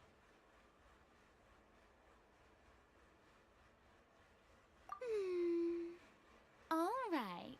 So, Yes, I agree.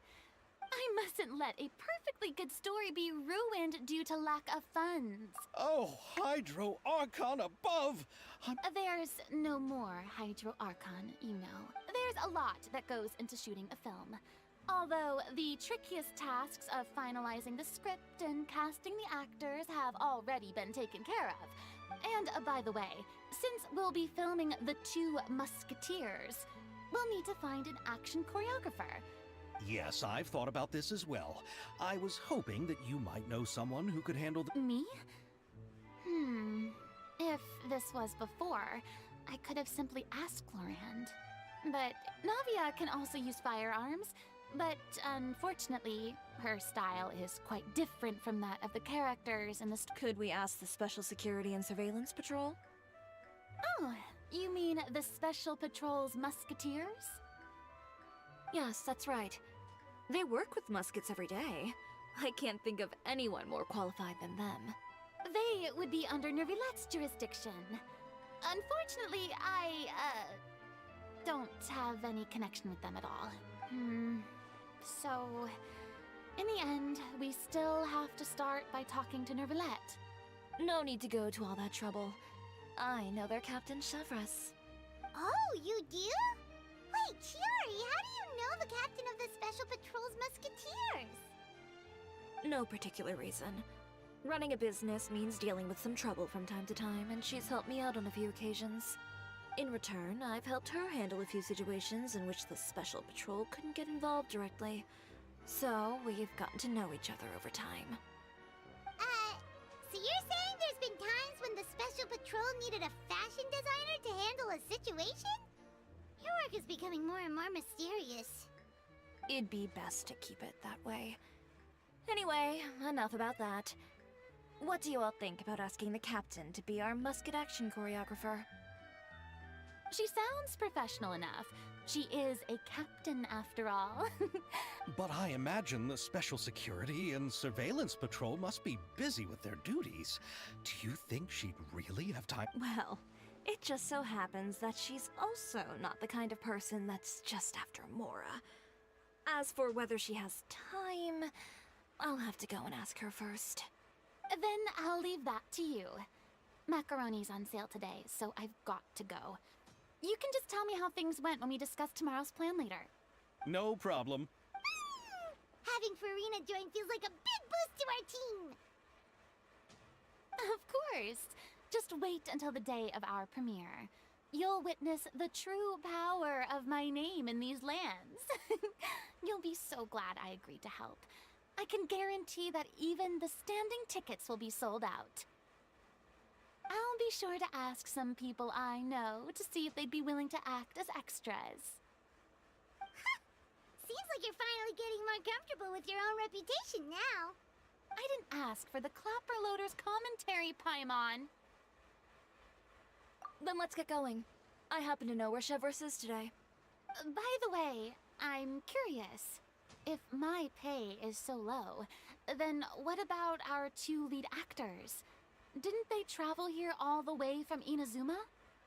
Actually, they told us that they see the trip as part of a cultural exchange, so they didn't ask for any pay. What? So is every person in Tevat who doesn't want money gathered here to shoot this film? Don't tell me Chiori isn't being paid either. I already knew Xavier from before, and he's also agreed to give my brand some good exposure. It seems the gods have really smiled upon you, Xavier. And that certainly doesn't include me, my...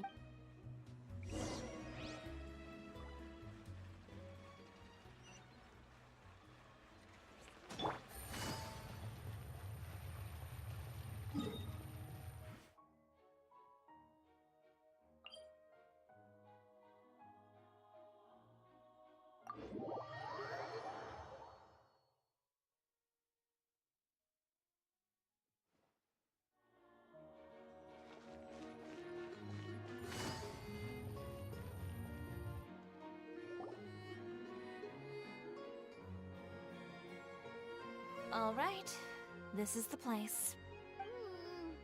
But where's the captain? There's hardly anyone around here. She's over there. The one with an eye patch reading in front of the newsstand.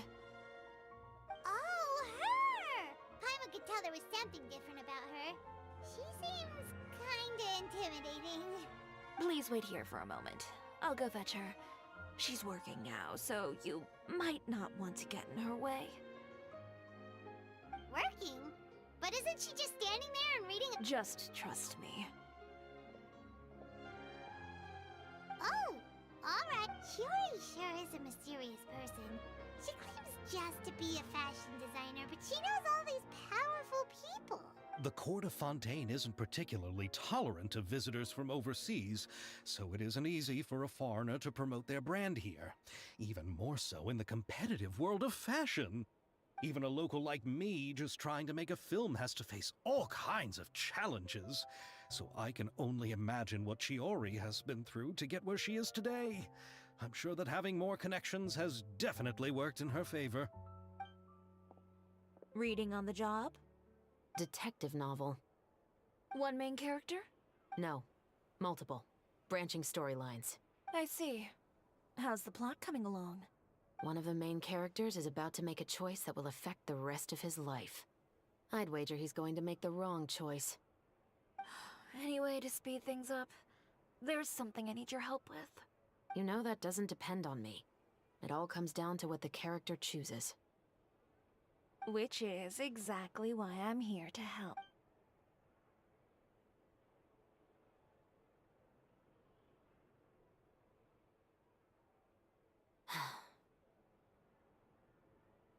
All right. It appears he made the wrong choice in the end. Halt! Huh? What's going on? Hand over whatever you're holding. Oh, it's just a book. I didn't buy anything else. Then I'm sure you wouldn't mind letting me have a look. Excuse me, officer. I don't mind you standing around here, not purchasing anything. Don't give me that act. You won't be able to get off so easily either. I am Chevras, captain of Fontaine's Special Security and Surveillance Patrol. I will say, and before you do anything unwise, let me remind you that I'll have you on the ground before you can even think about making a run for it. All right. I'll get... But please let me say something first. If there's any contraband in that book, then the shopkeeper here is the one who slipped it in. I don't have anything to do with this. Why, you trying to leave me on the hook, huh? You were the one who said you wanted it. Save it for the interrogation room. Take them away, Letelier.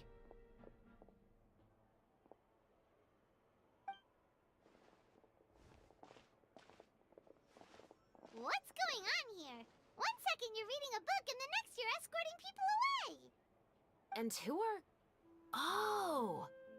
Aren't you the traveler who's been all over the papers recently? Shiori, I'm assuming what you wanted to ask me about has to do with them, right? Maybe I can let you in on what's happening then. Now that Vache has been brought to justice, no new shipments of synth will be made and distributed to sellers. The Fontaine guards have been busy collecting the remaining synths still circulating on the market. Thanks to a tip from our reliable source here, this should be the very last batch. Oh, so you were pretending to read a book in order to catch the bad guys! Oh, Paimon almost forgot to introduce ourselves. Paimon is Paimon, and this is the Traveler and Xavier! Hey, I'm Chevras. You probably already heard me introduce myself, so I won't bother repeating it. Yeah, why didn't you make a move as soon as you had the chance?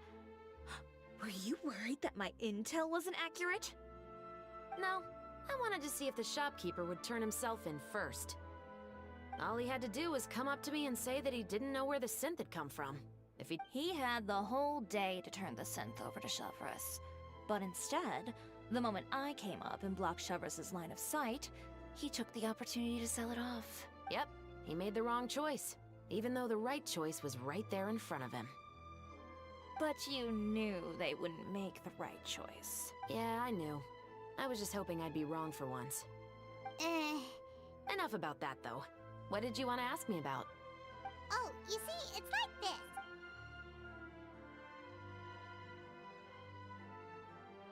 The Two Musketeers.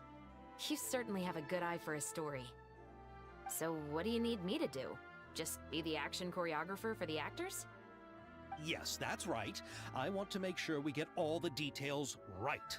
I want the actor's posture and understanding of firearms to be as realistic as possible. However, I'm afraid this work will require a bit of your time, since you'll have to be present whenever we're filming. Also, as for the pay... No need to say any more. I'll join. Huh? Just like that? Really? You're willing to help us with our... Sure, it's no big deal. As I said, we've wrapped up our investigation here, so I don't have any other tasks on my plate for the moment. Besides, I personally really like this novel. I even have the collector's edition at home. Stories where justice prevails over evil never get old for me. Then we've got a deal? Yes, I'll see you on set tomorrow. Oh my! I can hardly believe it! I should tell Lady Farina immediately. Oh, and I must tell the prop manager and lighting technician to get everything ready. We start filming tomorrow! Calm down, Xavier. The film is going to take more than just a day to finish. Still, I should also head back now and start preparing the actors' costumes and makeup. Alright, guess that's it for today then. Traveler, Paimon, please stay for a moment. I have something to tell you. Then I'll take Xavier back. Poor thing. He's so excited that he can't even walk straight anymore. I don't want to spend our first day fishing our producer out of the fountain. Yep, see you tomorrow.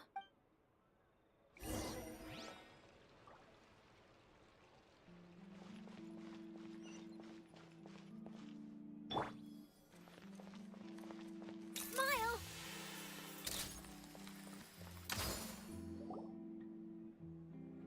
So what did you want to tell us, Chevres? Have you read The Two Musketeers? The story is about a pair of children born into the household of a baron, and their struggle to survive together and take revenge for their mother. They were raised at the baron's estate, where their mother worked as a maid. The two were illegitimate children that the baron had with the maid, so they were never treated well by anyone. One day, upon returning home, they found their mother had been murdered and left dead on the floor. It was quite evident that the culprits were the other members of the baron's household, who never had any kind words to say to them. However, the Baron was able to exert his influence and keep the whole thing under wraps. The mother's death was eventually deemed as a suicide, and there was no chance of bringing her murderers to justice. The two siblings decided to flee and someday avenge their mother. Many years later, members of the Baron's family suddenly started turning up dead one after the other, all killed by gunshot. A rainbow rose was found on each of the victims' bodies, being the flower that the kid's mother liked best. The Baron believed that the mother's soul had come to take vengeance on him, so he lived in fear each day. But it was actually those two siblings who had fled all those years ago. They relied on each other to survive and trained day and night, eventually becoming adept musketeers. They used all of their abilities to collect evidence and clues before executing their plan and exacting revenge on the Baron. Their actions let the truth behind their mother's death be known to all. That's quite an exhilarating story. Yep, the Baron got what he deserved for his evil deeds, and justice was able to prevail. It was just the kind of story I enjoy. Oh, so is that why you were so willing to join our crew, Chevres? You could say it was one of the reasons. Oh, you mean there were other reasons too? I've read the reports about you. Whether it was at the trials or when you lent your hand to resolve our nation's crisis, you've shown that you've got a strong sense of justice, as well as a great mind for deductions. Yes, you're as sharp as I expected. It seems you've experienced many similar situations before. There's been a recent murder case involving muskets. The perpetrator's methods appear to be very similar to what is described in the novel. Huh? Really? But Paimon didn't see anything about that in today's papers. The Marechaussee Phantom hasn't yet released any information to the public because the investigation is currently at a standstill. The murderer is extremely cautious. A murder involving firearms? But not that many people use those in Fontaine, right? Impossible. We perform a routine inspection of our firearms and ammo reserves every day. If one of the weapons had been fired, it would stick out like a sore thumb. Besides, I trust the members of my platoon. However... Well, that's all I can disclose about the case today. Huh? I hope you all can go back and get some shut-eye. You can decide tomorrow whether or not you'd like to join the investigation with me.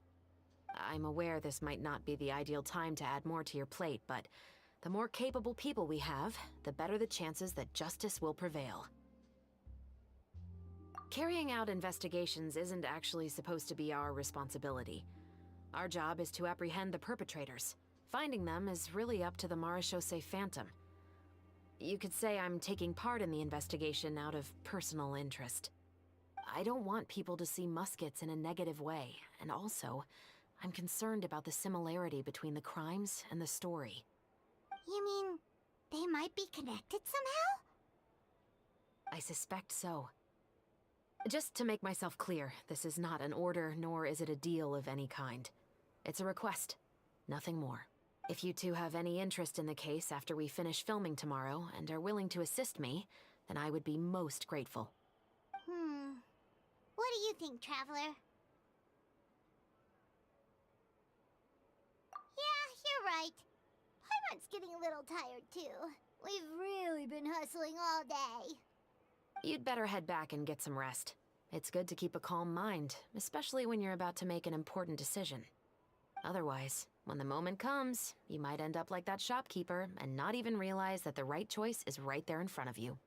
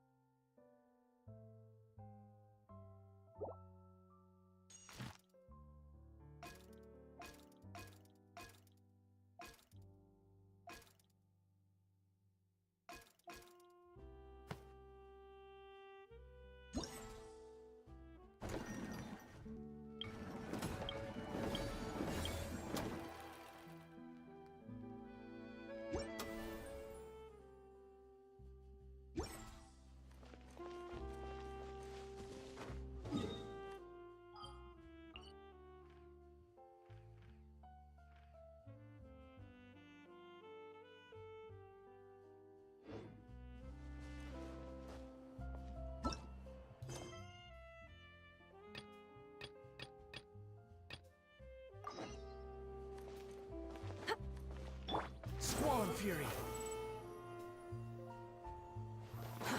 Too slow.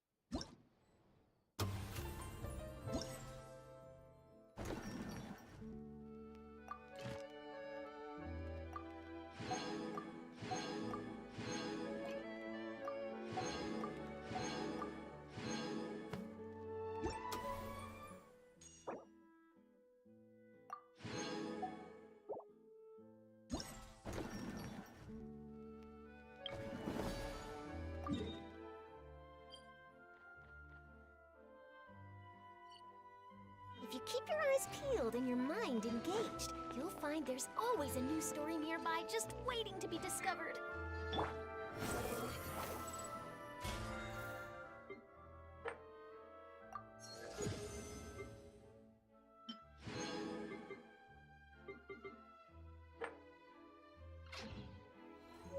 Upon the gale.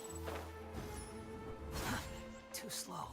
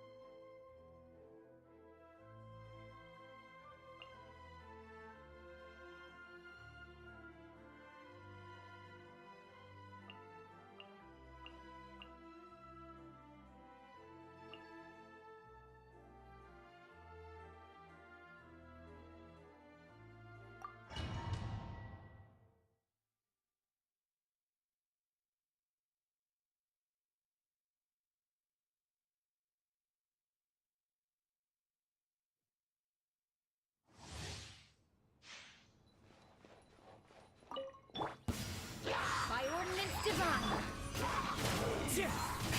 Allow me! Embrace the ice. As one with wind and cloud. The wind knows me. Manifest.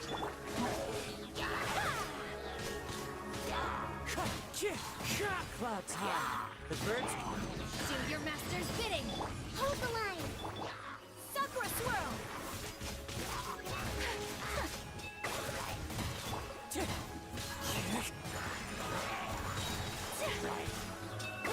Obey.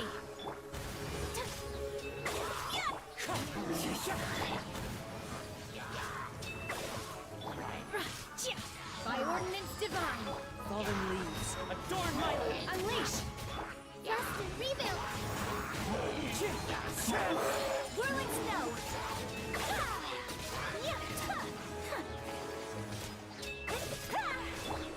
Transfiguration.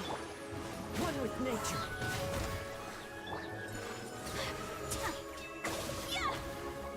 Clouds high.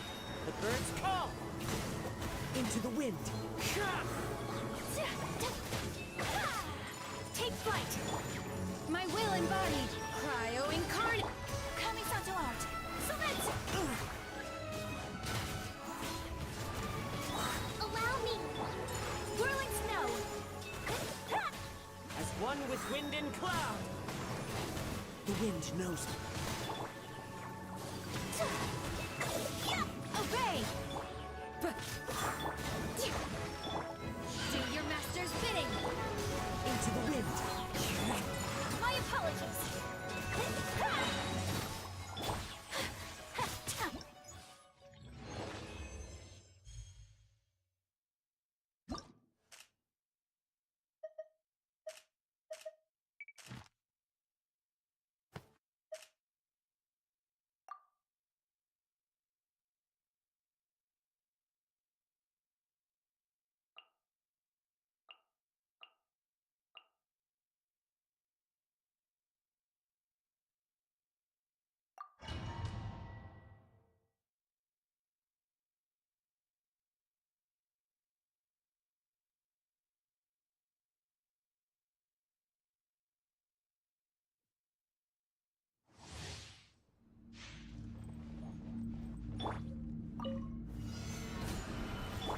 Gotcha.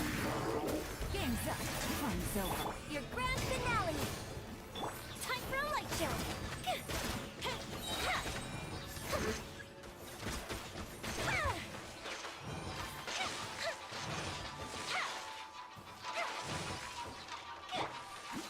Busted. Things are about to get dicey. Gotcha. Observe! Strike is one!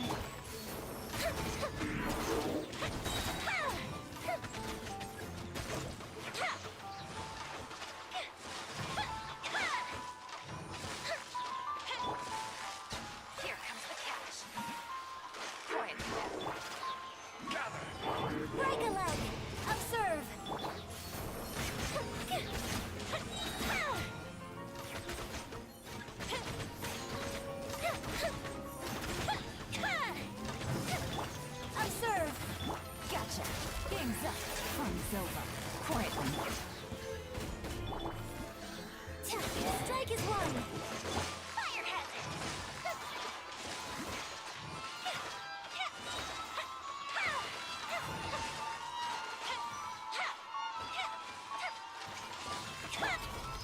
Solidify! I will have order! Gotcha. Things are about to get dicey. Observe! Grand finale! Feel the split!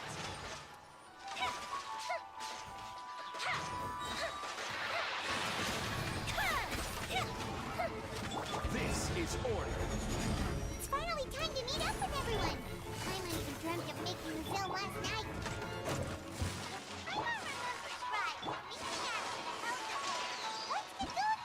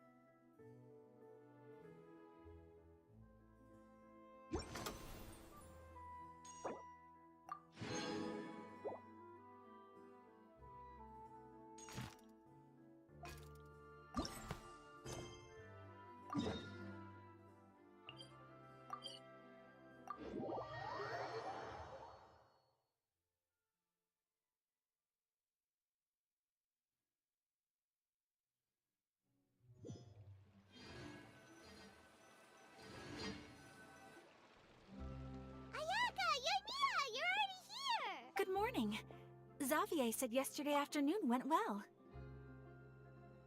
Yeah, and how about you, Ayaka? After we split up, Ayato went to see Udex Nervillette at the Palais Marmonia. I was originally thinking of going with him, but he said he could manage it himself. He told me to go see the sights around Fontaine and to enjoy the local culture. So I rode the aqua bus with Yoimiya and visited the opera house on Aranias Island. Yeah, you wouldn't believe what we saw there! 2 mechanical puppets that were dancing together! You've already seen them, right? Yeah, those two! Amazing, aren't they? We sat and watched for quite a while. It was mesmerizing. Like we could keep watching them forever. Oh, it was the same for us the first time we saw them. Afterwards, we went swimming at the beach! Well, diving, to be exact. It was the first time I ever breathed underwater! I held Ayaka's hand and we counted down together. 3, 2, 1, and then splash! We were been...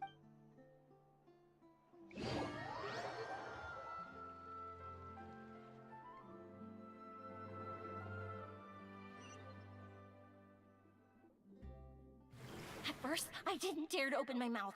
But once I couldn't hold my breath any longer, I decided to take a big breath in. Turns out the water wasn't as salty as I imagined. It didn't really taste like anything at all. Before I knew it, I was breathing like normal down there. It was an amazing feeling. Ayaka said I was too nervous and needed to loosen my grip. She got used to everything way faster than I did. I knew that the Traveler could do it, so I had no doubt we could do it too. That helped me feel at ease as soon as we dove in. The underwater world in Fontaine truly is beautiful. I love seeing the romaritime flowers blossoming underwater, like little candles lighting up the streets at night. Yeah, and there were so many creatures that we've never seen in Inazuma. Like those fish that shimmer like a sword blade. Whoosh! Oh, and those big fish that call when they see people. Ooh. Oh, you mean Hunter's Rays and Blubber Beasts. I just love the name Blubber Beast. Just wait till Pops and the others hear about this. They probably won't believe a word I say.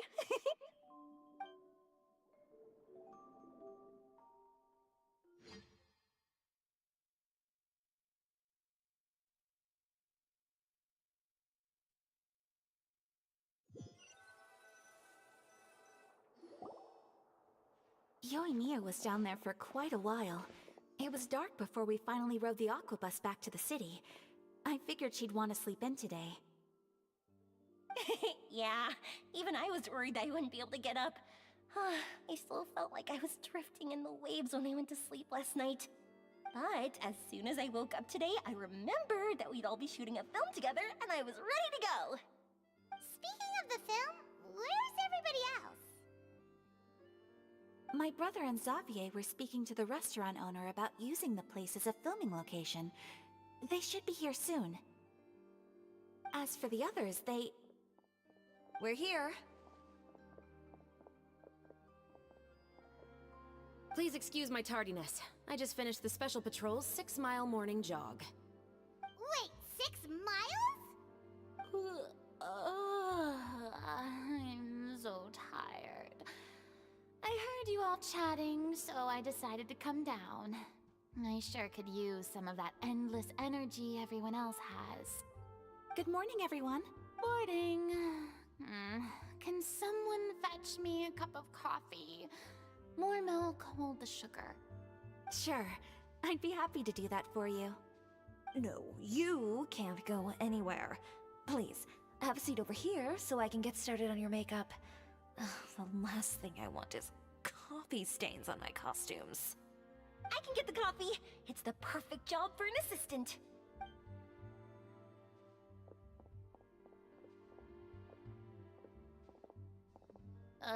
So much energy. Seriously, what's her secret? Oh, Yoimiya's always like that. But you sure look exhausted, Farina. It's because you're not used to waking up so early, huh? Of course not. I spent the whole night reading the novel from cover to cover, marking sections that either need to be omitted or adapted. Wow. Paimon didn't expect you to be so thorough. Well, I was the biggest star in all of Fontaine after all. It takes more than just a pretty face to earn a reputation like that. I know how to get serious when the situation calls for it. I went all out when I was acting as an Archon, so why wouldn't I do the same for my own life? Here's your coffee, Director Farina. Oh, thank you. The sound of being called director and the aroma of coffee feels almost as refreshing as hearing the birds chirping in the morning. Ah, it seems everyone has managed to arrive on time. We've reached an agreement with the restaurant owner. We are free to use the second floor to shoot our film.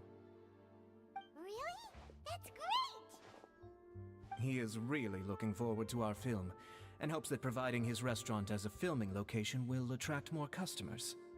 Well then, Mr. Xavier, I'll leave the rest to you. Okay, thanks. First, I'd like to introduce our new members. This is our prop manager, Veronique. She'll be in charge of all the film's props and items. And this is Bono, our lighting technician. He'll be in charge of lighting and illumination to set up each scene's atmosphere. Wow. Sure feels like we have some real professionals joining the crew now. First of all, please allow me to first express my sincerest gratitude to everyone in the crew. When my investor informed me yesterday that he wouldn't be able to provide the funds, I really thought that this was the nail in the coffin for this film. I had no idea that I'd find so many people willing to help me on such short notice. Thank you. Thank you all from the bottom of my heart. No need to be so cordial, Mr. Xavier. We're all honored to be a part of this. Your works made a profound impression on me when I saw them back in Inazuma. I am sure that someday, this film will be remembered as a prime example of cultural exchange between Fontaine and Inazuma. Yes, the story is the reason I agreed to join. Anyway, I would like to make a promise to everyone that this is not just my film. It also embodies the thoughts and feelings of every person here. So, without further ado, the Two Musketeers will officially begin filming now! You may take it from here, Director Farina. All right. Listen up, everyone. The first scene takes place when the two young musketeers are living at the Baron's home, still unaware of all that is about to happen to them. We'll need props and lighting to set the scene. Our lead actors can go get their makeup done, and extras, please take this time to go over your positions. Whoa. Seems Farina's really kicking things into gear as the director.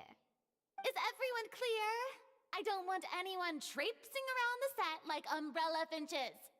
All right, cameras will start rolling as soon as the set is ready. Let's make a film that'll make some serious waves in Fontaine. Not the kind of waves that drown people. Seems like she's still a bit traumatized by that. Anyway, let's go see if there's anything we can do to help.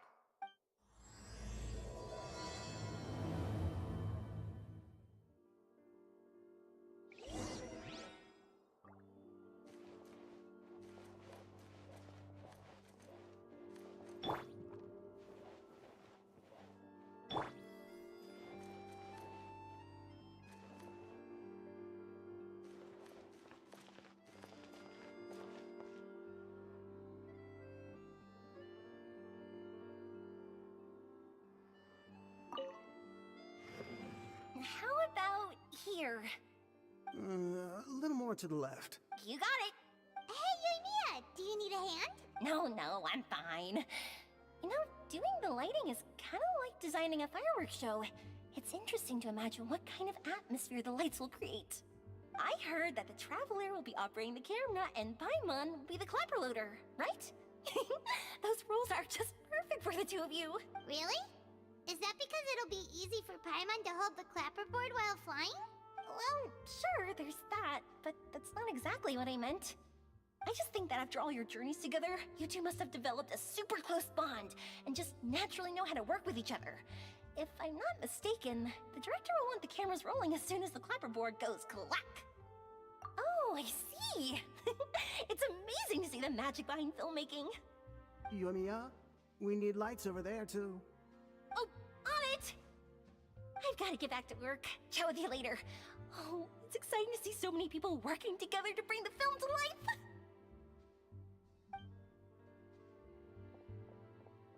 Seems like Yoimiya's really getting into it. But she was right. We do have a super close bond. Paimon's really happy to hear that.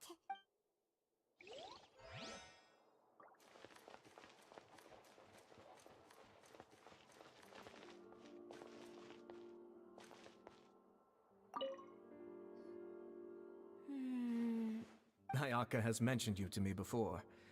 She said that you two were great friends when you were kids. No talking. I'm thinking about how to do your eyeshadow. Ah, yes. To help me really look the part. To achieve a more young and naive look for this scene. Are you saying the wrinkles around my eyes are too deep? You just have too much of a calculating look in your eyes. You sure don't mince your words. It seems you really haven't changed much. Quiet.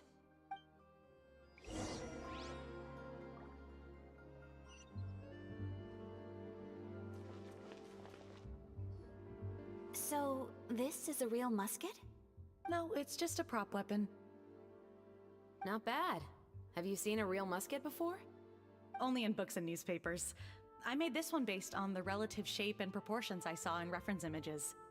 When we're filming, some special gunpowder will be applied around the muzzle, which will help create the flash and smoke effects of a real gun being fired.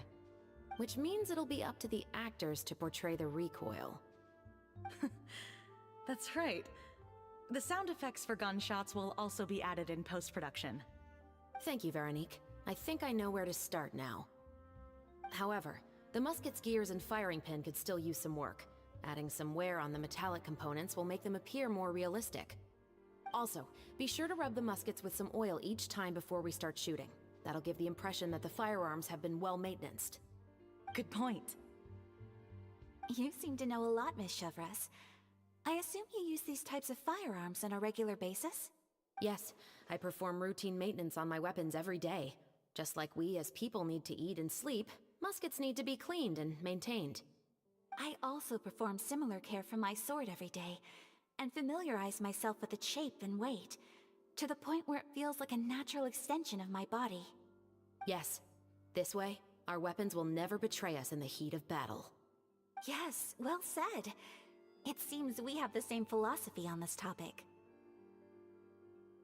Oh, sounds like they found a common interest to talk about. Though these props differ from the muskets I use, I can still give you some pointers. Good. I look forward to your instruction. First and foremost, never point the weapon at anyone, regardless of whether it's a real or prop weapon, or whether you're holding it or it's on the table. This holds for any time when you're not actively engaging an enemy. Okay, When aiming the musket, extend your arm so that it's level with your shoulder, and use your eye to look down the weapon's sights. Like this? Not bad. Now, try saying your lines.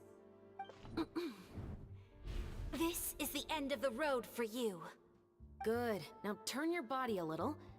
That way, you'll give your enemy less of a target to work with. And relax your shoulders. Here, allow me to demonstrate. This is the end of the road for you. Huh. Excuse me, Miss Chiori. Director Farina, there's something I wish to discuss with you. Oh? What is it? Like this? Yes, much better. What do you think? I do see your point. But are you sure you wish to do this? I believe it would be most fitting. Well, if you insist. All right, I understand.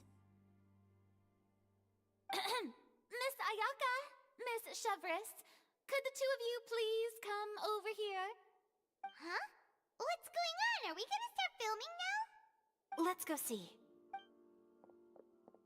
What is it? I have a question for you, Miss Chevres. would you be willing to play the role of a musketeer? What? To clarify, I would like to turn over my role to Miss Chevres. But, brother... Don't worry, Ayaka. I actually view this as a good thing. I was becoming troubled trying to set aside some time to speak to the staff at the Palais Mermonia. I would like to have some conversations about the cultural exchange between our two countries, and I've heard that the bureaucratic process here can get rather complicated. Now, I will be able to focus on my work.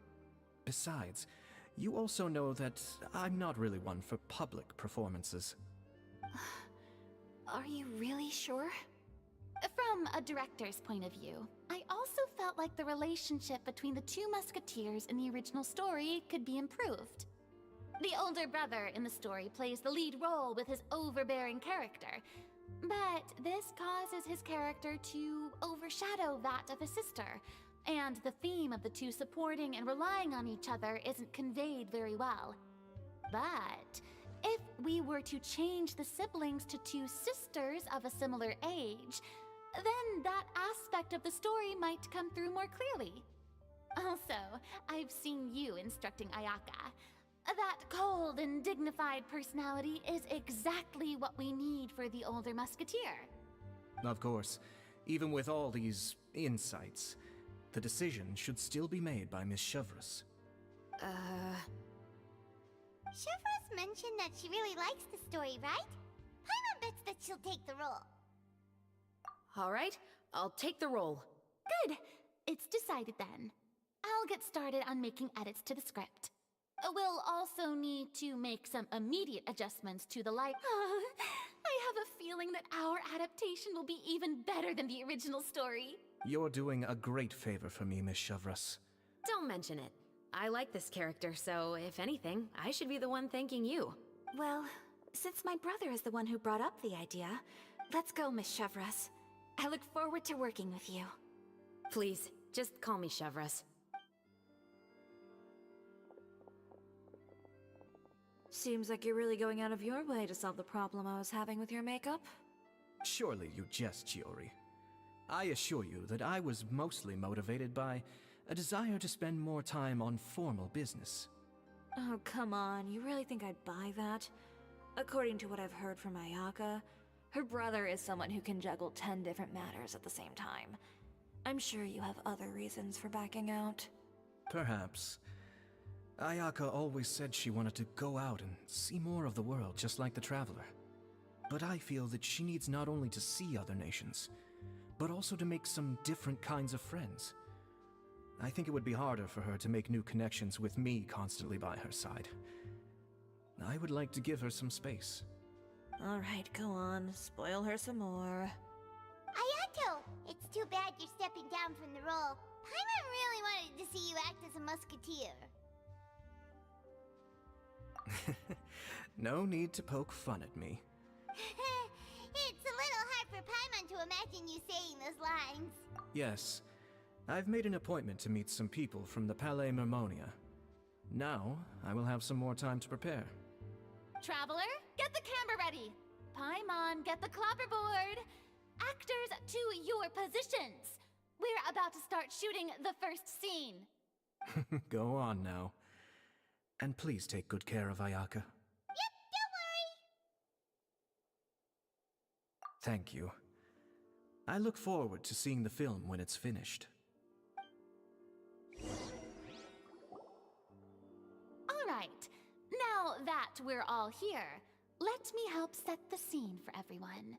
The first scene takes place when our two main characters are still living at the Baron's estate. They've been ostracized and verbally abused by others in the household, but they still have no idea why. Chevres will be playing the role of the older sister, Tulip, and Ayaka will be the younger sister, Iris. Be sure to get close-ups of the main characters at the right moment. Silence on the set! Lights, camera, action! Let's go! Tulip, Mother's been out for quite a while now. Perhaps she went to pick some flowers on the way home. You know how she loves flowers. Iris, Tulip, I'm home!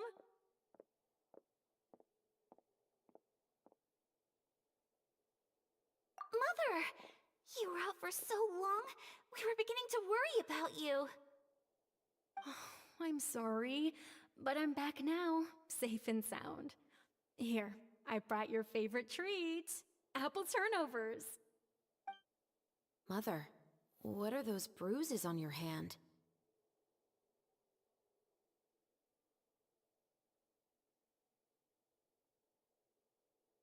Huh?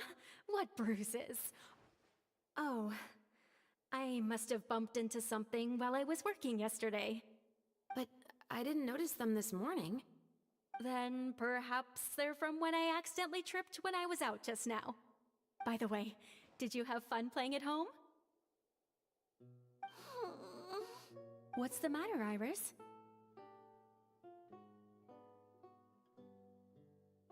Well, we've realized that no one really wants to play with us. They even took Iris's doll and spat at us. And they even called us names. Shh. It's all right. Don't worry. Girls, listen to me. It doesn't matter what anyone says. Don't listen to them. No one can define you with such words. You both have wonderful lives ahead of you. Just like your names. You will both blossom like beautiful flowers. Maybe your time to blossom hasn't quite come yet, but one day, you two will bloom more beautifully than anything else. Don't let the soil you're in now ruin your future beauty. Understand? My dear daughters. And cut! Not bad. The actor's emotions were all on point. Let's keep that take. Also, if our clapper loader could avoid shouting at the start of the scene next time. Oh, Great.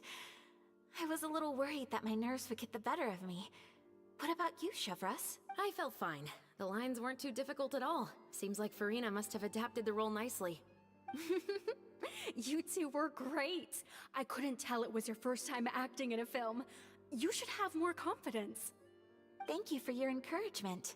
Positions, everyone! We'll move on to the next scene after we try a few more camera angles.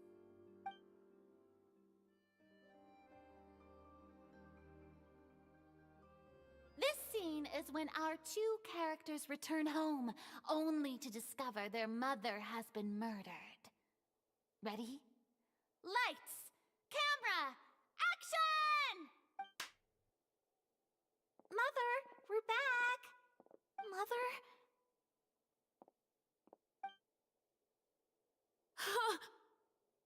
What's wrong, Tulip? Iris, stay away! Huh? Why? What's... Mother! Mother... She's...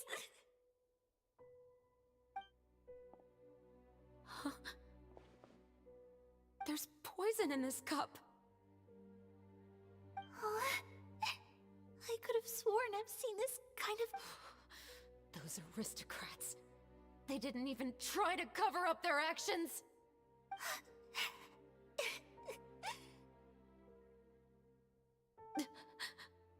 Iris, we need to leave this place. Leave? But now that Mother is gone, where can we even go? Anywhere. All I know is that we can't stay in this house. But... are we just going to let them get away with this? We'll have our revenge, I promise you. Just not right now.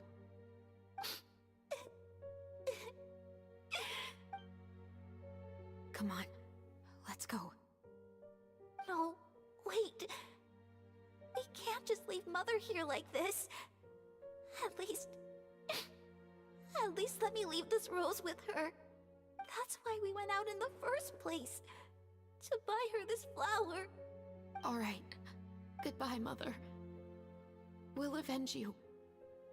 Someday. And cut! Beautiful! Great performance! Oh my, You're so amazing, Ayaka! And were those real tears I saw? How did you do it? I was surprised too. Thank you for the kind compliments.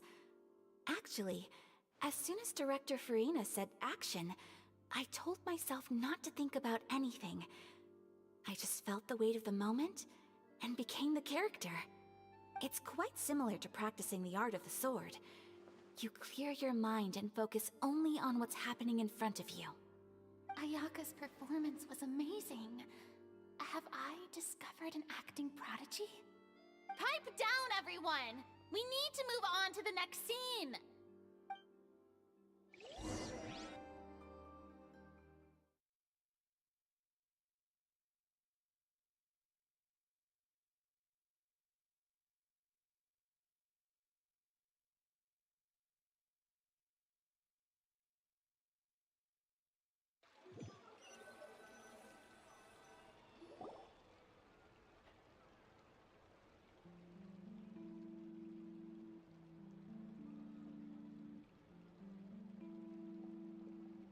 Huh?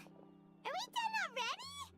But Paimon wants to keep playing with the clapperboard. How do you feel, Traveler? Is your arm sore from holding the camera all day? Good work, you two. You too, Shivers. You were quite the actress today. I've read this novel many times before. I have a good grasp of my character's mindset. Anyway, do you remember my request from yesterday? Oh, right! We were having so much fun that Paimon nearly forgot! You have a case where the murders seem really similar to the cases in the novel, right? So, how are they similar exactly? In the story, the main characters grow up to become two musketeers, always using their guns to carry out their revenge. And on each of the victims, they place a rainbow rose as a signal that they've returned. Yes, that's correct. We found rainbow roses just like in the novel. Oh, that does sound pretty concerning. Especially after seeing the script today. Oh, now Paimon can't stop wondering what kind of ulterior motive the murderer might have. What do you think, Traveler? You're smart. Paimon wants to hear your thoughts. Good. On behalf of Fontaine's Special Security and Surveillance Patrol, thank you for your dedication to justice. There's no time to lose. We should start investigating right away. Huh? Right now? The most valuable intel always comes after nightfall. They are like small, remote islands in the middle of the sea. If you don't stay vigilant, you will pass right by them in the fog. That's how one of my favorite books always puts it, at least. So, where are we going right now? Let's start by checking out some workshops that sell mechanical components. If the culprit is making their own weapons, it's very likely that they'll visit those sort of places.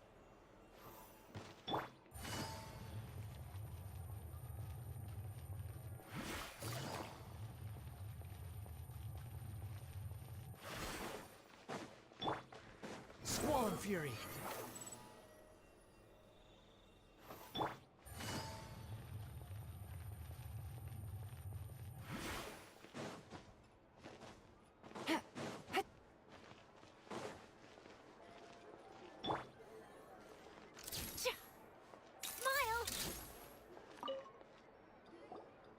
Welcome to LeChaux's Clockwork Workshop. How can I help you? Hello. I'd like to know if anyone has purchased some special components lately. Special components? Sorry, could you be more specific? I mean the kind of components that aren't typically used for clockwork toys, but for firearms. Huh? For firearms? No, we don't sell those sort of things here.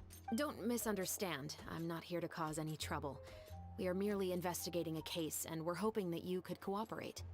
Well, to be completely honest, I'm not even sure what kind of components that would entail. Has anyone ever purchased components here as an individual rather than on behalf of an organization? We have a lot of customers who buy toys, but those who buy components are all regular customers who buy in bulk on behalf of their organization. Is that so? I understand. Thank you for your cooperation. You're welcome. It's the least I can do.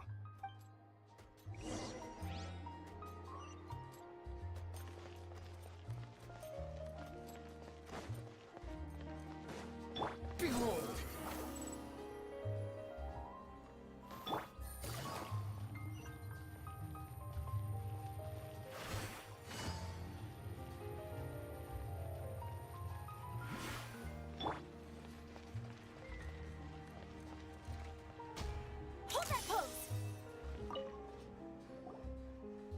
Oh, hey, Chevris. Run out of oil for your musket again? Hello, Estelle.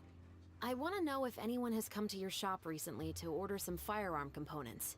Oh, is this another case? Let me think. I don't think so. Some people have requested that I make some prop guns for the Fontanalia Film Festival, but I refused all of those requests. Oh? Why's that? Because there's no profit! I only make things here that can do some real heavy lifting. I don't have the energy to make some new molds just for the festival. Then has anybody come specifically looking for mechanical components? Well, I usually sell off my scrap to the Fleuve Cendre. I don't typically give them to one specific person. I understand. Thanks for your cooperation. Don't mention it. Always happy to have the Musketeers' patronage. Seems like we haven't found any leads to... Yeah, unfortunately. Alright, let's head to Fleuve Cendre next. Huh? Are you sure? People might not be so thrilled to see the captain of the special patrol there. You think so, huh? Then I guess you don't know. Huh? No, what? That I grew up in Fleuve Cendre.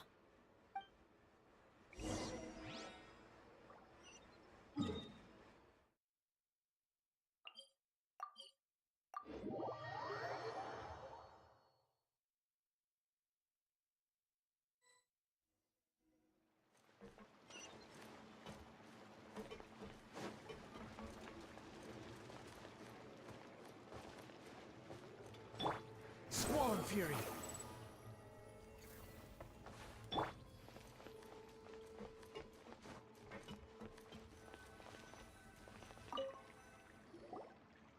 What's all this? Some broken planks and barrels, as well as some liquor bottles? Yes, but have a closer look, Paimon. Hmm? Even though somebody has purposefully tried to clean them up, these are obviously marks from musket bullets. In other words, someone was here trying to improve their shot. They were using the barrels and bottles for target practice. Could it have been the killer? Your guess is as good as mine.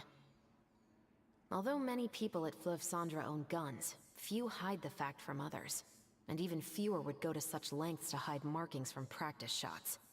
Anyway, let's go. There...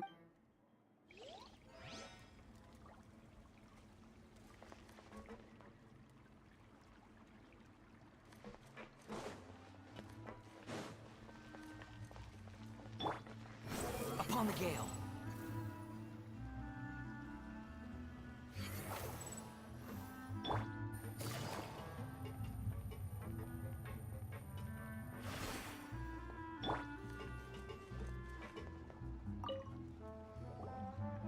Hello, I'd like to ask some questions.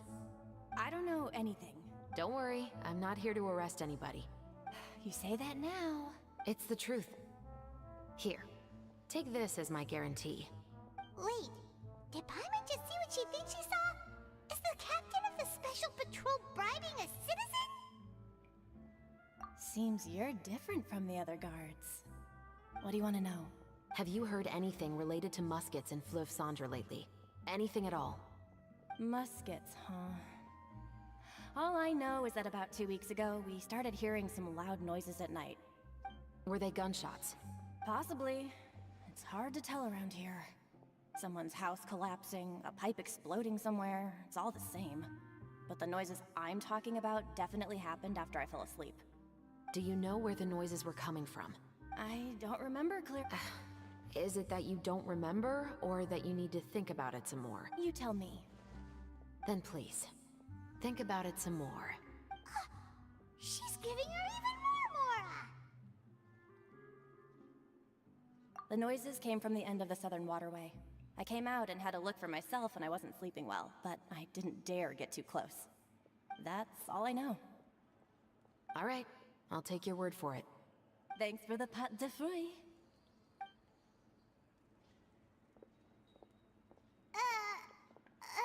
No need to be surprised. I grew up here, remember? I know how to get people around here to talk. My apologies, I'm all out of sweets. Though I do have some other tempting snacks in my custody. Fries, fried chicken, and even onion rings. But taking care of junk food is my responsibility. You're better off sticking to your normal, nutritious diet. Now then, let's keep going.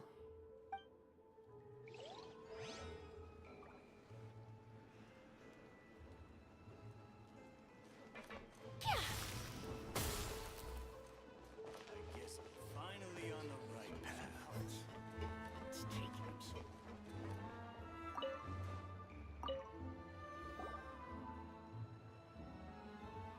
It's been a while, Tetro.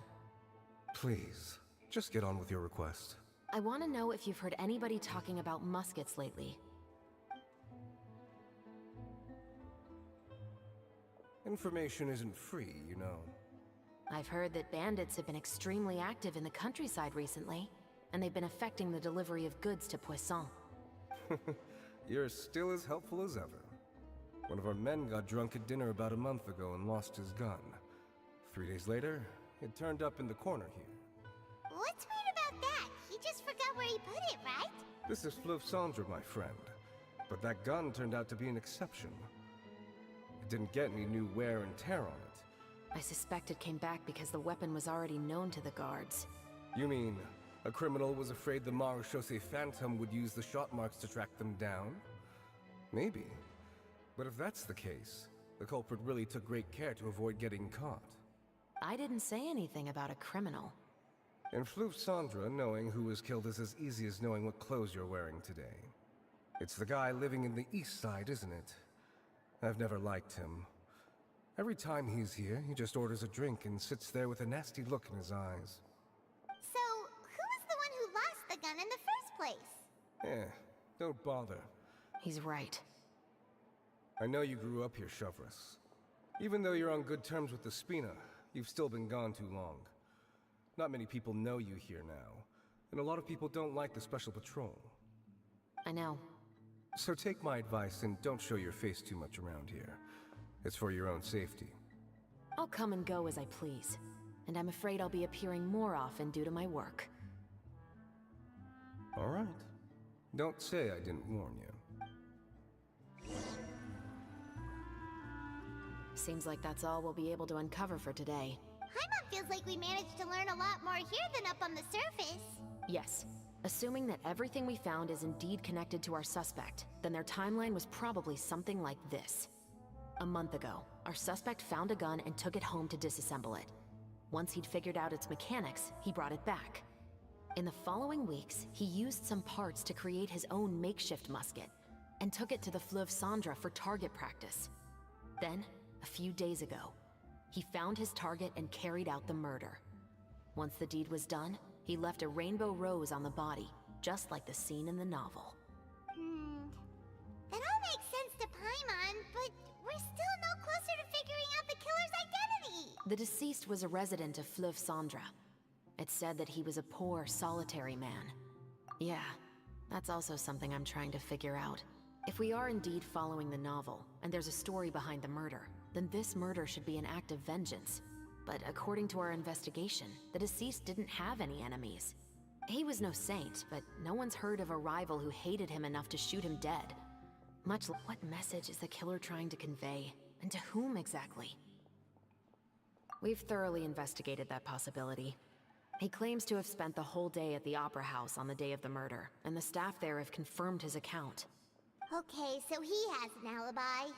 Not only that, he lacks a credible motive as well. He has a family of his own, and both of his parents are still alive. I've looked into his records. He was adopted at the age of 6, and all the proper procedures were followed. There are also records of him at an orphanage before then. In the story, the mother of the 2 musketeers was murdered after the children turned 10. Of course, he could have changed the children's ages, but I don't want to assume anything without evidence. More importantly, I've also had a chat with him in person. He didn't seem like the kind of person who would pull the trigger to kill a man. Then, what should we do now? We have all this new information, but it doesn't help us move forward. Investigations take time. I didn't expect us to catch the culprit in just a single day. How about this? Let's spend the next few days filming with the crew. We can continue the investigation once we're done with the film. I'm sure that given time, new leads will present themselves. Wait, but weren't you saying small, remote islands in the middle of the sea just a moment ago? Wouldn't you just miss them if you were to stop looking? Ah, but the book had more than one reference to the islands, Paimon. Oh? What? As long as you spend enough time sailing through the fog, you'll eventually come across an island.